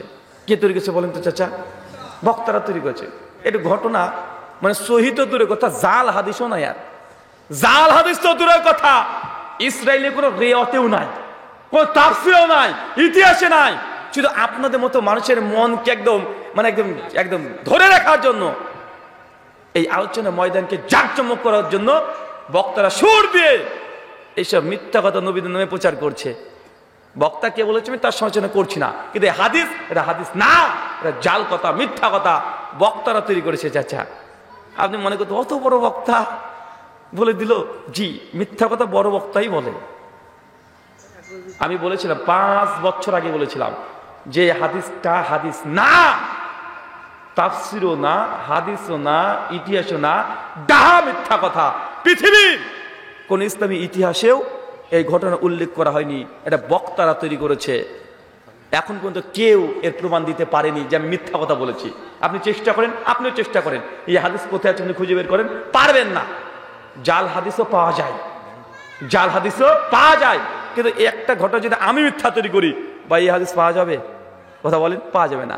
তো এটা হচ্ছে টাটকা নির্ভেজাল জাল হাদিস, কিন্তু মানুষ এগুলো শুনেই অনেক খুশি হয়ে যায়, হয় না? কিন্তু বুখারী হাদিস এইটা, রুমাইসা জান্নাতে আগে থেকে ঘর পাইনি, তবে আল্লাহ তাকে জান্নাতে দেখে এসেছে। তার মানে কি বুঝতে পারলেন? প্রথম কথা হচ্ছে, আচ্ছা চাচা আপনি ভাবতে পারেন যে এত সুন্দর ঘটনাটা জাল কিভাবে হলো? এই হুজুর মানে মিথ্যা কথা বলছে, ও হুজুরই ঠিক বলেছে। চাচা বলেন তো, মাছ কখনো মাংস খায়? তিমি মাছ মাংস খায়? কথা বলে না। মাছ কখনো কি রান্না করা মাংস খায়? তো বক্তা খাওয়িয়েছে যে তিমি মাছকে গরু মাংস খাওয়াচ্ছে, ভেড়ার মাংস খাওয়াচ্ছে, রান্না করা মাংস খাওয়াচ্ছে। আমাদের ভারতে হিন্দুরা বলে যে যখন সীতাকে রাবণ অপহরণ করে নিয়ে চলে গেল, সেই সময়তে দেবদূত এসে বলছে, নারায়ণ এসে বলছে যে তোমার স্ত্রীকে যদি তুমি রক্ষা করতে চাও তাহলে আজকে সূর্য ডুবার আগেই তোমার স্ত্রীকে রক্ষা করতে হবে, নচেত লঙ্কার রাজা রাবণ তোমার স্ত্রীকে নিয়ে চলে যাবে, জীবন আর নিতে পারবে না। রামচন্দ্র পাগল হয়ে গেল, কি করবে? নিজের স্ত্রীকে তুলে নিয়ে চলে গেছে কে? রাবণ। সঙ্গে সঙ্গে রাম বলছে হনুমানকে, হনুমানকে দেখেন নাই? হ্যাঁ, হনুমানকে বলছে, হনুমান আমার স্ত্রীকে নিয়ে চলে গেছে রাবণ, রক্ষা করো। হনুমান বলছে আমার প্রভুর স্ত্রীকে নিয়ে গেছিস মানে? ও ছুটে গিয়ে চলে গেছে কিন্তু আকাশে ছুটছে, সূর্যটাকে ধরে বগলের মধ্যে পুরে নিয়েছে। মনে বুঝতে পারলেন না? বগলের মধ্যে পুরে নিয়েছে মানে ওই আর আজকে রাত হতে দিবে না, আজকে সন্ধ্যার হতে দিবে না। আর এক হাতে পাহাড় নিয়ে ছুটছে লঙ্কাতে। তো মুসলমান দেখেন হাসছেন, আপনার হাসছেন না? যে কি রে পাগল, এটা মানুষ না পাইছে মানে ভাই, এই সূর্যকে বগলে রাখতে পারবে? কার বাপের ক্ষমতা আছে? সূর্য কত বড় আপনি সাইজ জানেন? চাচা এই যে গোটা সৃষ্টি, যে পৃথিবী, বাংলাদেশ না গোটা পৃথিবী যত বড়, এর চাইতে 13 লক্ষ গুণ বড় সূর্য। 1 লক্ষ 2 গুণ লক্ষ না, 1 গুণ 2 গুণ না, 13 লক্ষ গুণ বড়। মানে ওই সূর্যের মধ্যে আমাদের মতো পৃথিবী, গোটা পৃথিবী 13 লক্ষ ঢুকিয়ে দিলে সূর্য গিলে খেয়ে নিতে পারবে। কথা মনে বুঝতে পারলেন না? এটা হনুমান একটা পিচ্ছি, উনি সূর্যকে বগলের মধ্যে পুরে নিয়েছে, ছুটছে। তো এটা হাস্যকর একটা কথা না? মানুষের যুক্তি তো ধরে না, এই লজিকে ধরে না। কিন্তু আপনার বক্তা যে তিমি মাছকে মাংস খাওয়াচ্ছে, এটা কি ঢুকলো আপনার? তো আপনি যদি এগুলো বিশ্বাস করেন, তো তারা যদি ওটা বিশ্বাস করে, সমস্যা কোথায়? নিজের বেলায় শুধু ভালো ভালো বললে হবে? সমাজে আমাদের চলছে 1 আসিয়া জান্নাতে ঘর পেয়ে গেছে, 2 খাদিজাতুল কুবরা। কে বলেন? খাদিজা রাদিয়াল্লাহু তাআলার পরিচয় বলেন তো একটু। যে পরিচয় বলেন। আল্লাহর নবীর প্রথম স্ত্রী খাদিজাতুল কুবরা, সহিহ বুখারী 3820 নম্বর হাদিস। যে খাদিজা জান্নাতে ঘর পাবে আল্লাহ নবী জানিয়ে দিয়েছেন। 3 ওমর বিন খাত্তাব, ইসলামের 3য় খলিফা। টোটালে 3 জন জান্নাতে ঘর পাবে, স্পষ্টভাবে প্রমাণিত আছে। আচ্ছা, এই 3 জন টোটাল জান্নাতে ঘর পেয়ে গেছে। চাচা আমরা জান্নাতে ঘর চাই কি চাই না?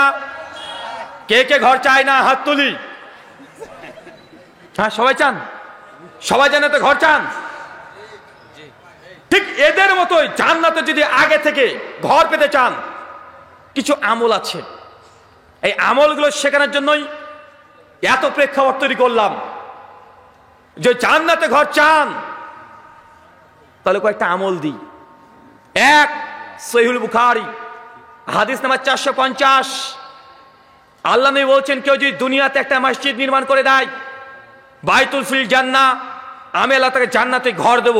চাচা বলেন তো কি তৈরি করতে হবে? আরো জোরে বলেন। মসজিদ তৈরি করবেন তো? হ্যাঁ, বাঙালির ইনশাল্লাহর মানে আবার উল্টো হয়। ইনশাল্লাহ মানে যেটা দিব না সেটাকে আমরা ইনশাল্লাহ বলি। দিব তোমার ইনশাল্লাহ বলবো কেন রে ভাই? মানে আপনার কাছ থেকে আমি টাকা পাই, যে ভাই টাকাটা কবে দিবি? ইনশাল্লাহ দেব। মানে বলছে ইনশাল্লাহ বলেছে মানে দিব না। আর তো যদি দেবই তো ইনশাল্লাহ বলবো কেন? আল্লাহ বলছেন যে দুনিয়াতে একটা মসজিদ নির্মাণ করে দিবে, বাইতুল ফিল জান্নাহ, আমি আল্লাহ জান্নাতে থেকে ঘর দেবো। ঘর চাইতো ইনশাল্লাহ? এবার চাইতো? আচ্ছা, কে কে চাই একটু হাত তুলি তো এবার। মাশাআল্লাহ, তুমি কবুল করো, আমিন। হাত তুলে রাখেন, আল্লাহ কবুল করো, আমিন। তাকবীর, তাকবীর, তাকবীর। এই 2 হাত পকেটে পুরেন, পড়েন, পকেটে পুরেন। হ্যাঁ, দেখেন অবশ্যই জান্নাতে ঘর নেবে, দেখেছেন? এরা জান্নাতে ঘর নেবে। আচ্ছা, আপনার কমিটি কেউ আছে না ভাইজান? জি। কারা আছে? একটু চাদর নিয়ে ঘোরাঘুরি করো তো, ছেলেপেলেরা একটু দ্রুত, তাড়াতাড়ি, দ্রুত। কে রে ভাই এই 2 জন? আর কই স্বেচ্ছাসেবক ছেলেদের? দ্রুত। এই 2 জন নিয়ে তখন দেখে আমাকে খুঁজিয়ে চলে যায় এরা। এই 2 জনে হবে? একদম আলোচনা বিঘ্ন ঘটিয়ে দিবে। 8-10 জন নেমে পড়েন 2 মিনিটে। যা আছে পকেটে হালাল টাকা, 5 টাকা, 10 টাকা, 20 টাকা, 100 টাকা, যা আছে হালাল দিতে থাকেন, ইনশাল্লাহ দেবো তো ইনশাল্লাহ। আচ্ছা, কে কে হালাল টাকা ইনকাম করেন তারা হাত তোলেন তো। হালাল কি বল? আপনারা হারাম নাকি? মাশাআল্লাহ, হাত নামিয়ে ফেলেন। যারা হালাল ইনকাম করেন তারা দেন, হারাম টাকা দিসনি ভাই, হারাম টাকা দেন না। হালাল যা আছে 1 টাকা দিলেও ইনশাল্লাহ বরকত দিতে দিতে দিতে ইনশাল্লাহ আল্লাহ কবুল যদি করে নাই, এই 1 টাকাকে আল্লাহ কিয়ামতের মাঠে 7 লাখ টাকা করতে পারে কি পারে না? পারে। আপনারা আপোষে কথা বলবেন না। চাচা বলেন তো প্রথম আমলটা কি বললাম? বলেন।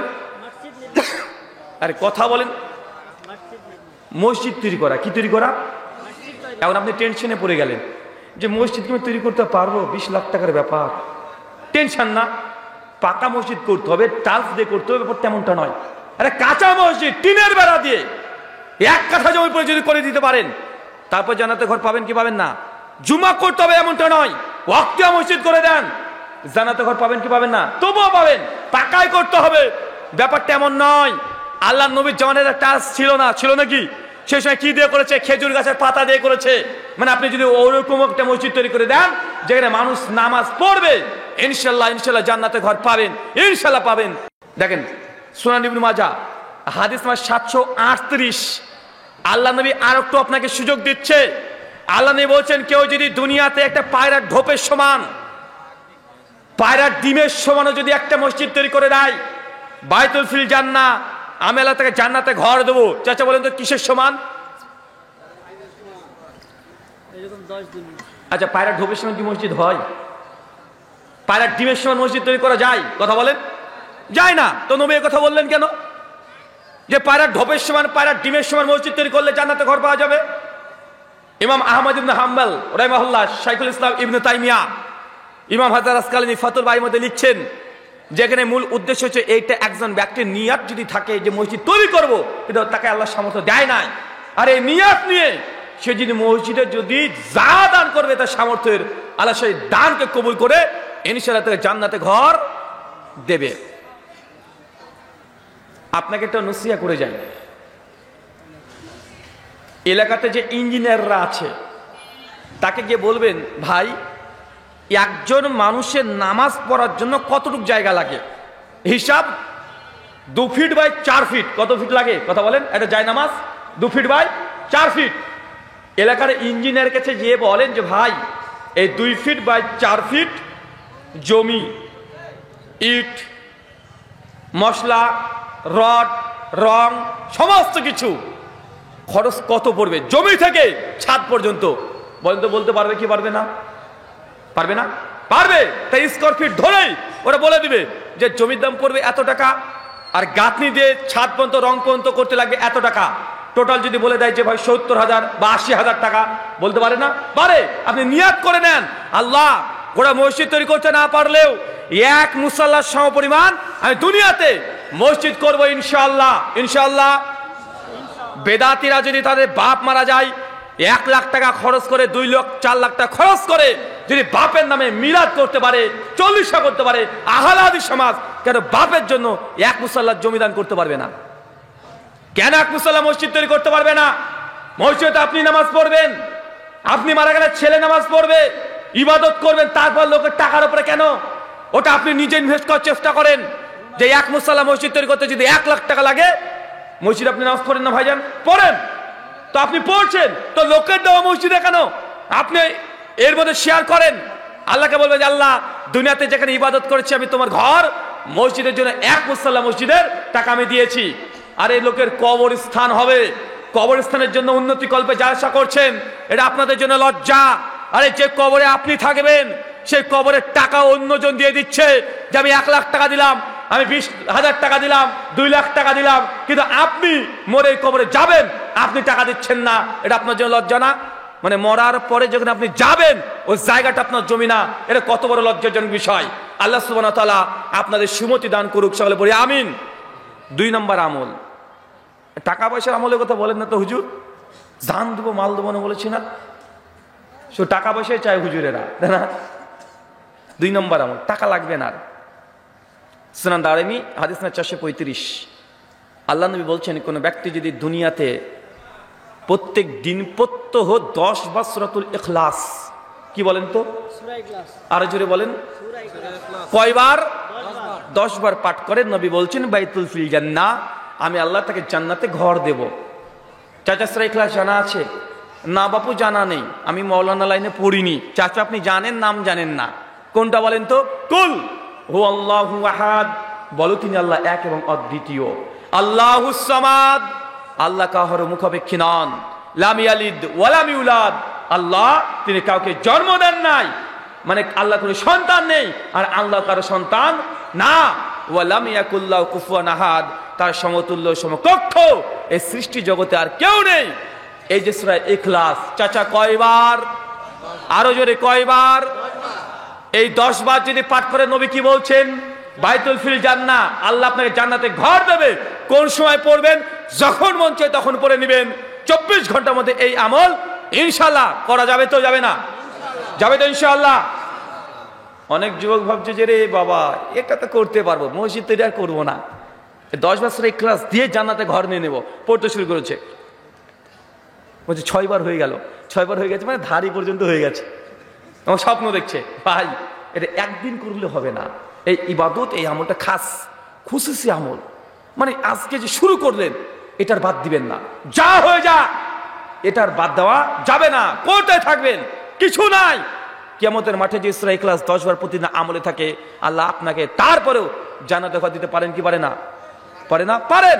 আপনি হসপিটালে ভর্তি আছেন, হঠাৎ করে মনে পড়লো কই আজ তো আমি না, আজকে তো আমি তো পড়িনি, আপনি পড়তে শুরু করে দিলেন। মায়েরা ঋতু অবস্থায় আছে, হাইজ মেন্স পিরিয়ড রজস্বাল অবস্থায় আছে, কোরআন মাজিদকে টাচ করে পড়তে পারবে না, হারাম। কিন্তু দোয়া জিকির আজকাল যেগুলো মুখস্থ আছে সেগুলো জিহ্বা নড়ে নড়িয়ে পড়তে পারবে, সেই সময়তেও আপনি পড়তে পারবেন, কোনো সমস্যা নেই। কোরআন মাজিদকে সেই সময়তে হাত দিয়ে টাচ করে ধরা যাবে না। কিন্তু কোথা থেকে কি হাদিস যে মানুষের কাছে প্রচার হয়েছে, স্বামী স্ত্রী যদি শারীরিক সম্পর্ক করে তারপর যতক্ষণ গোসল না করবে ততক্ষণ ভাতের হাঁড়ি নাকি ধরা যায় না। ভাই বলা হয় কি হয় না? কথা বলেন। মেয়েরাই বলে যে বুবু যতক্ষণ গোসল না করবি ততক্ষণ ভাতের হাঁড়ি হাত দিবি না, তাহলে বরকত পাওয়া যাবে না, বলে না? বলছে মাটি অধিশাপ দিবে, মাটি নাকি অধিশাপ দেয়, মানে শারীরিক সম্পর্ক করার পরে মাটিতে পা দেওয়া যাবে না। ওই একটা বস্তা টস্তা রেখে দিয়েছে গোটা রাতে, বলছে মাটি অধিশাপ দিবে। এরকম ফতোয়া সমাজ আছে না নাই? এটা মেয়েদের মধ্যে খুব বেশি বেশি আছে। তা আমি বলি যে গোসল ফরজ, এই জন্য যদি আপনি ভাতের হাঁড়ি রান্না করতে না পারেন, কোনো হালাল কর্ম করতে না পারেন, তো মেয়েরা প্রত্যেক মাসে 3 থেকে 7 দিন তার রজস্বল অবস্থায় থাকে, অপবিত্র অবস্থায় থাকে। থাকে কি থাকে না চাচা? থাকে। তো সেই সময় কি তারা পাক না না পাক? হ্যাঁ না পাক না চাচা? তো সেই সময় রান্না করে যে করে না, সেই সবকিছু তো করছে, না পাক তো সেই সময়। তো আপনাকে কে শয়তান এসে হাদিসটা শুনিয়ে দিয়েছে যে ওই সময় এই করতে না ওই করতে না? সব কিছু করা যাবে। সেই সময় মেয়েরা নামাজ পড়তে পারবে না, হজে তাওয়াফ করতে পারবে না, সেই সাথে কোরআন মাজিদ স্পর্শ করে পড়তে পারবে না, এই গুটি কয়েক কাজ সেই সময় তারা করতে পারবে না। মসজিদে যেতে পারবে না। এই গুটি কয়েক কাজ বাদে মেয়েরা যে কোনো কাজ করতে পারবে। অবশ্যই একজন মুমিন গোসল ফরজ হয়ে গেলে যত দ্রুত সম্ভব গোসল করে নেবে, এটা মুমিনের একটা বৈশিষ্ট্য। কিন্তু আপনি গোসল করেননি, এই জন্য যে আপনি এখন ভাতের হাঁড়িতে টাচ করতে পারবেন না, মাটিতে হাঁটতে পারবেন না, গেট খুলতে পারবেন না, এগুলো শয়তান আপনার কানে কানে এসে বলে দিয়েছে, আপনি বিশ্বাস করে নিয়েছেন। চাচা বলেন তো দ্বিতীয় আমলটা কি বলেছি, কোন সূরা? আচ্ছা সূরা ইখলাসের 3 নম্বর আয়াতে কি বলছে? লাম ইয়ালিদ ওয়া লাম ইউলাদ। বাংলা বিশুদ্ধ মানে আল্লাহর কোনো সন্তান নেই, আল্লাহও কারো সন্তান না। 25শে ডিসেম্বর সামনে আসছে না? আজ কয় তারিখ? 22। আর 3 দিন পর 25 তারিখ, মানে 2 দিন পরে 25 তারিখ আসছে কি আসছে না? আসছে না? আচ্ছা 25শে ডিসেম্বর কি গো? জোরে বলেন, আরো জোরে বলেন। বড়দিন। মাশাআল্লাহ, বাঙালিরা বুঝে বেশি। 25শে ডিসেম্বর বড়দিন। আচ্ছা যারা মাধ্যমিক দিয়েছেন, মানে ম্যাট্রিক পরীক্ষা দিয়েছেন, বলেন তো সময়ের দিক থেকে বড়দিন কয় তারিখ? কোন মাসের? তাই বড়দিন, হ্যাঁ 21শে জুন, ঠিক না? হ্যাঁ চাচা জানে, মানে হঠাৎ করে প্রশ্ন করেছি তো চাচা, তাই হিসাবটা কি হলো? 21শে জুন দিনটা সবচেয়ে বড় হয়। আচ্ছা এবার যেমন আমরা মার্চ মাসে রামাজান মাস পড়েছিল না মার্চে, এবারকার রামাজান মাসে 14-15 ঘন্টা ধরে আমাদেরকে রোজা থাকতে হয়েছে না? এখনো মনে বুঝতে পারছেন না? চাচা আবার বুঝাই, আপনার ভাষায় বুঝাই, খুব জটিল বিষয়। চাচা শীতকালে দিন ছোট হয় না বড় হয়? আরো জোরে বলেন। ছোট হয়। এই যে ডিসেম্বর মাস পড়ছে চলছে, এখন দিনটা ছোট না বড়? ছোট। তো 25শে ডিসেম্বর এটা দিন ছোট হবে না বড় হবে? দিন তো ছোট হবে। আরে 25শে ডিসেম্বর দিন ছোট। গোটা বিশ্বে যত আছে সব চাইতে যে ছোট দিন হয় তো 25শে ডিসেম্বর। বাঙালি বলছে 25শে ডিসেম্বর বড় দিন। হ্যাঁ, খ্রিস্টানদের? হ্যাঁ চাচা ঠিক বলেছে, এটা খ্রিস্টানদের বড় দিন। শীতের সময়তে দিন ছোট হয়, রাত বড় হয়, আর গরমের সময় দিন বড় রাত ছোট হয় কি হয় না? তো ডিসেম্বর শীতের দিন, দিন তো ছোট। খ্রিস্টানরা আমাদের কানে কানে এসে হিসু করে দিয়েছে, বলে দিয়েছে 25শে ডিসেম্বর বড় দিন, বড় দিন, বড় দিন। বাঙালি বড় দিন বলছে, মুসলমান বড় দিন বলছে। আপনি জানেন এই দিনটাকে বড় দিন কেন বলা হয়? কারণ খ্রিস্টানরা মনে করে ঈসা নবী তিনি আল্লাহর ছেলে, মানে আল্লাহর সন্তান, আল্লাহর পুত্র। তো খ্রিস্টানদের বিশ্বাস যেই দিন স্বয়ং আল্লাহ নিজের সন্তানকে জন্ম দিয়ে পৃথিবীতে পাঠিয়েছে, এই দিনের চাইতে বড় কোন দিন আর হতে পারে? এই জন্য এই দিনটাকে তারা 25শে ডিসেম্বর বড় দিন বলে, কারণ ঈশ্বর আল্লাহ তিনি সন্তান জন্ম দিয়েছেন। বলে নাউজুবিল্লাহ। তো কোন মুসলমানের বাচ্চা বড়দিন বলতে পারে? বড়দিন বলবেন না, বড়দিন বলাটাই হারাম। এবং খ্রিস্টানদের আকীদা লুকায়িত আছে। খ্রিস্টানরা মনে করে আল্লাহ এই দিনে সন্তান দিয়েছে। বলে নাউজুবিল্লাহ, আল্লাহ সন্তান দেয়? আমার সঙ্গে 4 বছর আগে একটা খ্রিস্টান পাদ্রীর ডিবেট হয়েছিল। তো খ্রিস্টান পাদ্রীর সঙ্গে ডিবেট হতে হতে আমি তাকে একটা প্রশ্ন করেছিলাম যে ভাই আপনারা বলছেন যে জিজাস মানে ঈসা নবী তিনি আল্লাহর সন্তান, তিনি স্বয়ং আল্লাহ। আবার বাইবেলে এই কথা বলছে যে যীশু খ্রিস্ট ঈসা নবী তিনি মারা গেছেন, বাইবেল অনুযায়ী তিনি মারা গেছেন, 3 দিন কবরে ছিল। কে মারা গেছে বলেন তো? খ্রিস্টানদের ঈশ্বর। বুঝতে পারেননি মনে হয়? কাদের ঈশ্বর? খ্রিস্টানদের ভগবান মারা গেছে, 3 দিন মর অবস্থায় কবরে ছিল। কিভাবে মরলো? মানুষে মেরে ফেলেছে। কে মেরে ফেলেছে? মানুষে। কিভাবে মেরেছে? ওই পুরুষে দেখেন না, এবং পুরুষের মধ্যে ঝুলে রেখে দিয়েছে, হাত পায়ে পেরেক দিয়ে অর্ধলঙ্গ অবস্থায় মারতে মারতে মারতে মারতে এই খ্রিস্টানরা তাদের ঈশ্বরকে মেরে ফেলেছে। চিন্তা করেছেন? আমি তাকে প্রশ্ন করেছিলাম ভাই ওই পাদ্রীকে, আপনাদের ভগবান বা ঈশ্বর উনি যদি 3 দিন মরা অবস্থায় কবরে থাকে, 3 দিনের জন্য যদি মারা যায়, তো এই গোটা 3 দিন এই সৃষ্টি জগৎকে কে চালিয়েছে? আপনার বাপ। তাই প্রশ্ন আসে না? ভগবান যদি মারা যায়, স্রষ্টাই যদি মারা যায়, 3 দিনের জন্য কবরে থাকে, তো সৃষ্টি জগৎ কে চালিয়েছে? প্রশ্ন আসবে না? আসবে। তাই এই বড় দিন, এই দিনকে কেন্দ্র করে যদি আপনি কেকও খান, কি খান কথা বলেন? কেক খান, তবু হারাম, খেতে পারবেন না। কেন? খ্রিস্টানদের উৎসবের দিন, তাদের ধর্মীয় কাজে কোনো সহযোগিতা করা যাবে না। ধর্ম যার যার, উৎসব সবার। এই কথা সম্পূর্ণ মিথ্যা এবং বাতিল, এটা আকীদা ভ্রষ্ট কথা। ধর্ম যার যার, উৎসব সবার যদি হয়, তাহলে মুসলমানদের গরুর গোশ কি হিন্দু খ্রিস্টানদেরকে দেওয়া যাবে? হ্যাঁ, দেওয়া যাবে? দেওয়া যাবে না। তাই এই কথাগুলো ফালতু কথা। 25শে ডিসেম্বর কেক খাবেন না, কেকের দিকে তাকাবেনই না। কথা বুঝতে পারলেন না? যদি খান, পরোক্ষভাবে স্বীকার করে নিচ্ছেন আপনি যে না, এটা কি হলো? আল্লাহ সন্তান জন্ম দিয়েছে, এই জন্য জন্মদিন পালন করছে খ্রিস্টানরা, আপনি তার কেক খাচ্ছেন। এই ছেলে খাবেন না তো? কে কে খাবেন? হাত তোলেন তো। খাবেন না চাচা? 25 তারিখ কি? আমি তো বলেছি ডিসেম্বর মাসে কোনো কেকই খাবেন না। ডিসেম্বর মাসের 10 তারিখ থেকে শুরু করে জানুয়ারির 20 তারিখ পর্যন্ত কোনো কেকই খাবেন না। কারণ এই সময় যত কেকগুলো তৈরি করে, সব কেকগুলো এই দিনকে কেন্দ্র করে তৈরি করে। হারাম বলছি না, মানে দূরে থাকা ভালো। কথা কি বুঝতে পারলেন? আল্লাহ সুবহানাহু বুঝা তৌফিক দান করো। 3 আরেকটা আমল বলি। হ্যাঁ, এটা সহজ। যারা নামাজ পড়ে তাদের জন্য সহজ, যারা পড়ে না তার জন্য খুবই কঠিন। সুনান তিরমিজি হাদিস নাম্বার 415। আল্লাহ নবী বলছেন কোন ব্যক্তি যদি প্রত্যেক দিন 12 রাকাত সুন্নাত নামাজ, চাচা কত রাকাত? চাচা আরো জোরে, কত রাকাত? 12 রাকাত সুন্নাত নামাজ পড়ে, বাইতুল ফিল জান্নাহ, আমি আল্লাহ তাকে জান্নাতে ঘর দান করব। কি দান করব? ঘর দান করব। চাচা কোন সময় 12 রাকাত নামাজ বলেন? জোহরের আগে 4, পরে 2, মাগরিবের পরে 2, এশার পরে 2, ফজরের আগে 2। কত হলো? টোটাল 12 রাকাত। কেউ যে সুন্নাত নামাজ পড়ে, নবী বলছেন বাইতুল ফিল জান্নাহ, আমি আল্লাহ তাকে জান্নাতে ঘর দিয়ে দেব। পড়া যাবে তো ইনশাআল্লাহ? পড়বো তো ইনশাআল্লাহ? এই সালাত আদায় করলে জান্নাতে ঘর পাবেন। একটা নসিহত করি আপনাকে, সহিহ বুখারী 731 নম্বর হাদিস। আল্লাহ নবী বলছেন যে পুরুষ মানুষের জন্য, চাচা, পুরুষ মানুষের জন্য নফল নামাজ, সুন্নাত নামাজ মসজিদের চাইতে বাড়িতে উত্তম। কোথায় উত্তম? আরো জোরে বলেন, কোথায়? বাড়িতে। সুন্নাত নফল নামাজ কোথায় পড়বেন? কোথায় পড়বেন? বাড়িতে পড়তে হবে। কেন আপনি মসজিদে সুন্নাত নামাজ পড়ছেন? হাদিস তো বলছে সুন্নাত নফল নামাজ মসজিদের চাইতে বাড়িতে উত্তম। আল্লাহ নবী নফল নামাজ, সুন্নাত নামাজ কখনো তিনি মসজিদে পড়তেন না, তিনি বাড়িতে পড়তেন। আপনি কেন মসজিদে পড়ছেন? আপনি আহলে হাদিস না? এই গ্রাম আহলে হাদিস না?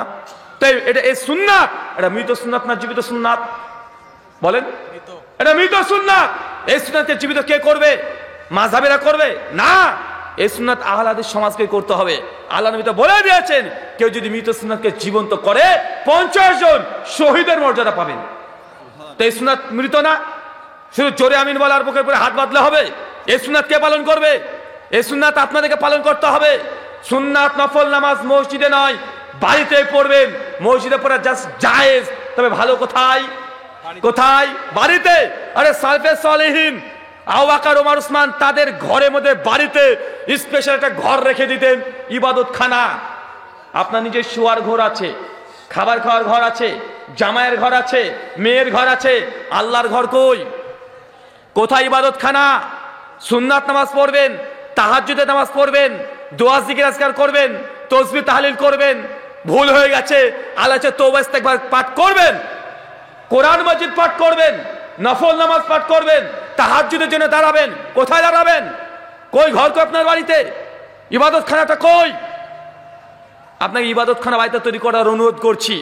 পাকা করতে হবে, টাচ দিয়ে করতে হবে এমনটি নয়, কিছু নেই। বাড়ির ছাদের উপরে টিন দিয়ে, বেড়া দিয়ে একটা ইবাদতখানা তৈরি করেন। যখনই মন চাইবে রবের সঙ্গে কথা বলার জন্য টুক করে ওযু করে আপনি ঘরে চলে যান। ঘরে সুন্দর করে জায়নামাজ বিছিয়ে রাখবেন, কোরআন মাজিদ সাজিয়ে রাখবেন, ইসলামিক বই সাজিয়ে রাখবেন, চতুর্দিকে আতর সেন্ট দিয়ে ঘরটা সুগন্ধি করে খেলবেন। যখনই মনে পড়বে আল্লাহ সুবহানাহু ওয়া তাআলার কাছে একটু কিছু চাওয়ার, 2 রাকাত নামাজ পড়ে হাউমাউ করে গোপনে একা একা কাঁদেন। বাড়িতে যদি কেউ একটা ঘর তৈরি করেন, নামাজ পড়ার যে কত স্বাদ, কত মিষ্টতা, রুকু সিজদা দিতে যে কত ভালো লাগে, আপনি তখন বুঝতে পারবেন। না তো যেই ঘরে স্ত্রীকে নিয়ে শুয়ে আছেন ওই ঘরে নামাজ পড়ছেন, হারাম না? কিন্তু আপনার একাগ্রতা পাবেন না। পাবেন? কথা বলেন, পাবেন? বাড়ির মধ্যে যে একটা ঘর থাকে ইবাদতখানা, রাত্রে উঠে টুক করে অজু করে 4 রাকাত নামাজটা পড়ে নিলেন, জোহরের আগে হয়তো অজু করলেন, 4 রাকাত নামাজ পড়লেন, হেঁটে হেঁটে হেঁটে হেঁটে মসজিদে যাবেন, প্রত্যেক কদমে কদমে নাকি পাবেন কি পাবেন না? পাবেন। কিন্তু আপনি যদি এমনি হাঁটা ধরেছেন, অজু নাই, মসজিদে গিয়ে অজু করবেন কেন রে ভাই? কেন মসজিদে গিয়ে অজু করতে? বাড়িতে কল নাই? হ্যাঁ, বাড়িতে টিউবওয়েল নাই? কথা বলেন, আছে না? তো জেনে বুঝে কেন নেকিটাকে কমিয়ে দিচ্ছেন? একটু চেষ্টা করলে তো নেকি বাড়তে থাকে, একটু চেষ্টা করলেই। মসজিদে গিয়ে অজু করে হারাম না, জায়েজ। ভালো কাজ কোনটা? বাড়িতে করা যাবে তো ইনশাআল্লাহ। চাচা কত রাকাত বলেন তো? 12। হ্যাঁ, 12 রাকাত। কয়টা আমল বলেছি টোটাল? হ্যাঁ, মাথার মধ্যে চলে যাচ্ছে রে ভাই। হ্যাঁ, 3টা বলেছি না? আচ্ছা, আর একটা বলি, জোড়া করে দিই। সুনান তিরমিজি 478 নম্বর হাদিস। আল্লাহ নবী বলছেন, কোন ব্যক্তি যদি ফজরের সালাত আদায় করার পরেই কারোর সঙ্গে কোনো অনর্থক না কথা বলে, দোয়া জিকির আজকার তাসবিহ তাহলিল কোরআন পাঠের মধ্যে থাকতে আছে, জায়নামাজে বসে আছে, সূর্য যখন উদয় হয়েছে, একটু উদয় হওয়ার পরে একটু কিছুক্ষণ পরেই 4 রাকাত নামাজ। কি নামাজ বলেন তো এটাকে? বলে ইশরাক অথবা সালাতুদ দুহা। এই 2 নামাজের মধ্যে কোন এক নামাজ 2 4 রাকাত যদি কেউ পড়ে, আল্লাহ নবী বলছেন বাইতুল ফিল জান্নাহ, তার জন্য জান্নাতে ঘর দেওয়া হবে। চাচা ফজরের সালাত আমরা আদায় করি না, আর একটু অপেক্ষা করলেই জান্নাতে ঘর পাওয়ার মতো আমল আপনি করতে পারবেন। কিন্তু আপনি সালাম ফিরিয়ে জর্দা দিয়ে পান খাচ্ছেন। চাচা আছে না? চাচা আপনাকে আমি প্রতিদিন দেখি, আমি যখন বক্তব্য শেষ করে যাই ওই ওই দিক দিয়ে যখন গাড়ি নিয়ে যখন চলে যাব, প্রতিদিন আপনার সঙ্গে দেখা হয়, আপনি বিড়িটাকে টানবেন আর চলে যাবেন, তাহলে কি বক্তব্য দিল রে ভাই? এরকম আছে না? হ্যাঁ, নামাজ পড়ে, রোজা করে, হজ যাকাত সব ঠিক আছে, এখন বিড়িটাকে ছাড়তে পারেনি, এখন হাকিমপুরি জর্দায় ছাড়তে পারেনি। কি চলে আপনাদের এদিকে? কোন বিড়ি চলে? হ্যাঁ, কি বলে বাবলু? হ্যাঁ, মায়াবরী? আরে সর্বনাশ, কি নাম রে ভাই! মানে ওই মায়াতেই ও ভুলে গেছে। আর একটা আমলের কথা বলি, 5 নাম্বার, 5 ওয়াক্ত নামাজ, 5টা আমল। এই আমলটা শুধুমাত্র আহলাদের সমাজেই হয়, আর কেউ করে না। আমলটা কেউ করে না, আহলাদের সমাজেই করে। তবে জেনে রাখেন ফজিলত কি। মুসনাদ আহমদ 16106 নম্বর হাদিস, আল্লাহ নবী বলছেন, তুমি যখন সলাতে দাঁড়াবে কাতারটাকে সোজা করো, কাদের সঙ্গে কাঁধ, পায়ের সঙ্গে পা লাগিয়ে দাঁড়াও, মাঝখানে ফাঁকা বন্ধ রাখো, একদম পরিষ্কার বন্ধ করে দেবেন, সীসা ঢালা পাঁচের মতো দাঁড়াও। আল্লাহ নবী বলছে, কেউ যদি এইভাবে সীসা ঢালা পাঁচের মতো যদি কেউ কাতার করে, বাইতুল ফিল জান্নাহ, আমি আল্লাহ থেকে জান্নাতে ঘর দিয়ে দিব। এই আমলটা কারা করে? কে করে? আহলে হাদিসরা করে, আলহামদুলিল্লাহ।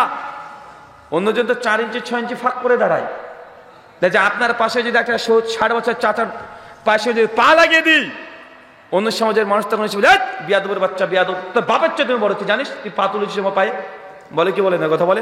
অথচ আল্লাহ নবীর হাদিস, যে কাতারকে সোজা করবে, কাদের সঙ্গে কাঁধ, পায়ের সঙ্গে পা লাগিয়ে দাঁড়াবে, মাঝখানে কোনো ফাঁকা থাকবে না, বাইতুল ফিল জান্নাহ, আল্লাহ তার জন্য জান্নাতে ঘর দেওয়া হবে। চাই তো ইনশাল্লাহ? ইনশাল্লাহ চাই। আচ্ছা, চট করে দাঁড়িয়ে বাড়ি একজন বলেন তো, যে 5টা আমলের কথা বললাম, শুধু আমলগুলো কি কি, দেখি কতটুকু মনে থাকলো আপনার। মাশাআল্লাহ, ইনি তো প্রেস পেতে পেতে তো আমাকে ফকির করে দিবে। বলবেন?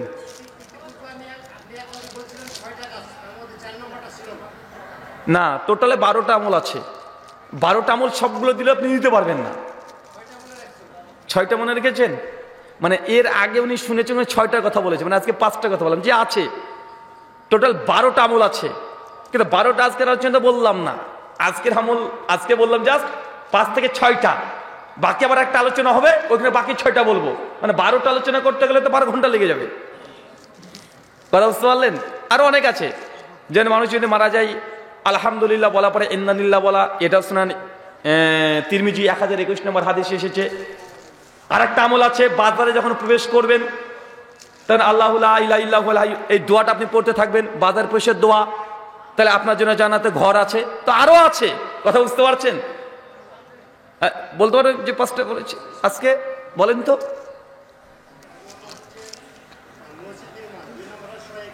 1 মসজিদ নির্মাণ, মায়েরা 1,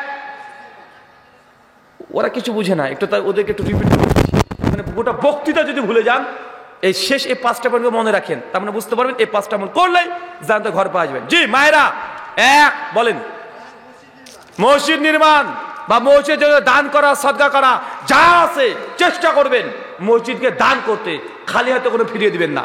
2, সূরা ইখলাস প্রতিদিন 10 বার। সূরা ইখলাস কোনটা?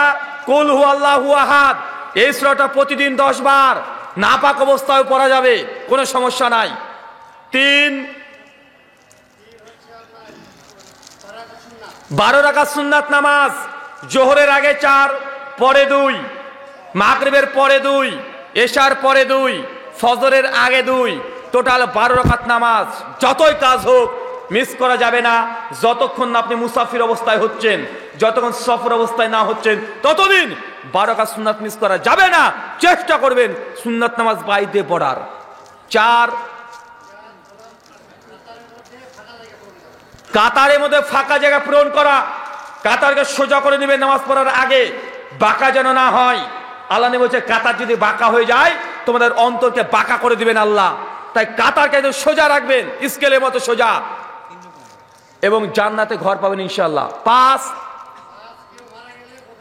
এই কথাটা আজকে আমি আলোচনায় বলিনি না, এটা তো আমি অন্য জায়গায় বলেছি, 12টা আছে, আজকে তো এই 5টা আলোচনা করেছি।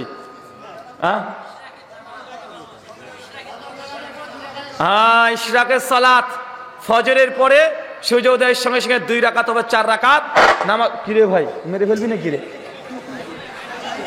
থাক রে ভাই থাক, জান্নাত এখনই ঘর দিয়েছিল আমাদেরকে। মাশাআল্লাহ, বসে পড়েন। গোটা আলোচনা ভুলে গেল, এই 5টা ভুলবেন আর কখনো ইনশাআল্লাহ। হ্যাঁ, এই 5টা আমল করা যাবে তো ইনশাআল্লাহ? করবো ইনশাআল্লাহ। সকলে নিয়াত করে, আল্লাহ 5টার মধ্যে যে কোনো একটা আমলের বরকতেই জান্নাতে আমাদের জন্য তুমি ঘর কবুল করে নাও। সকলে বলি আমিন।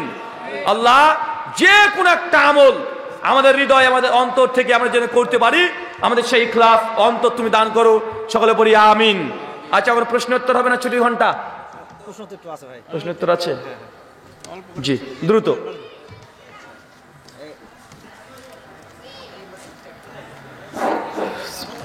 এক নম্বর প্রশ্ন এখানে, বিশ্ব ইজতেমা সাদ ও জুবাইর গ্রুপের মারামারি। প্রশ্ন হলো, ঠিক আছে, প্রশ্ন হলো কি এই মাঠে 4 জন নীতিবাদী কি শহীদ বলা যাবে? ভাই প্রশ্ন করছেন, তাবলিগ জামাতের 2 গ্রুপ নিয়ে মারামারি চলছে, এখন 4 জন মানুষ মারাও গিয়েছে, এখন যে 4 জন মারা গেছে তাদেরকে কি শহীদ বলা যাবে?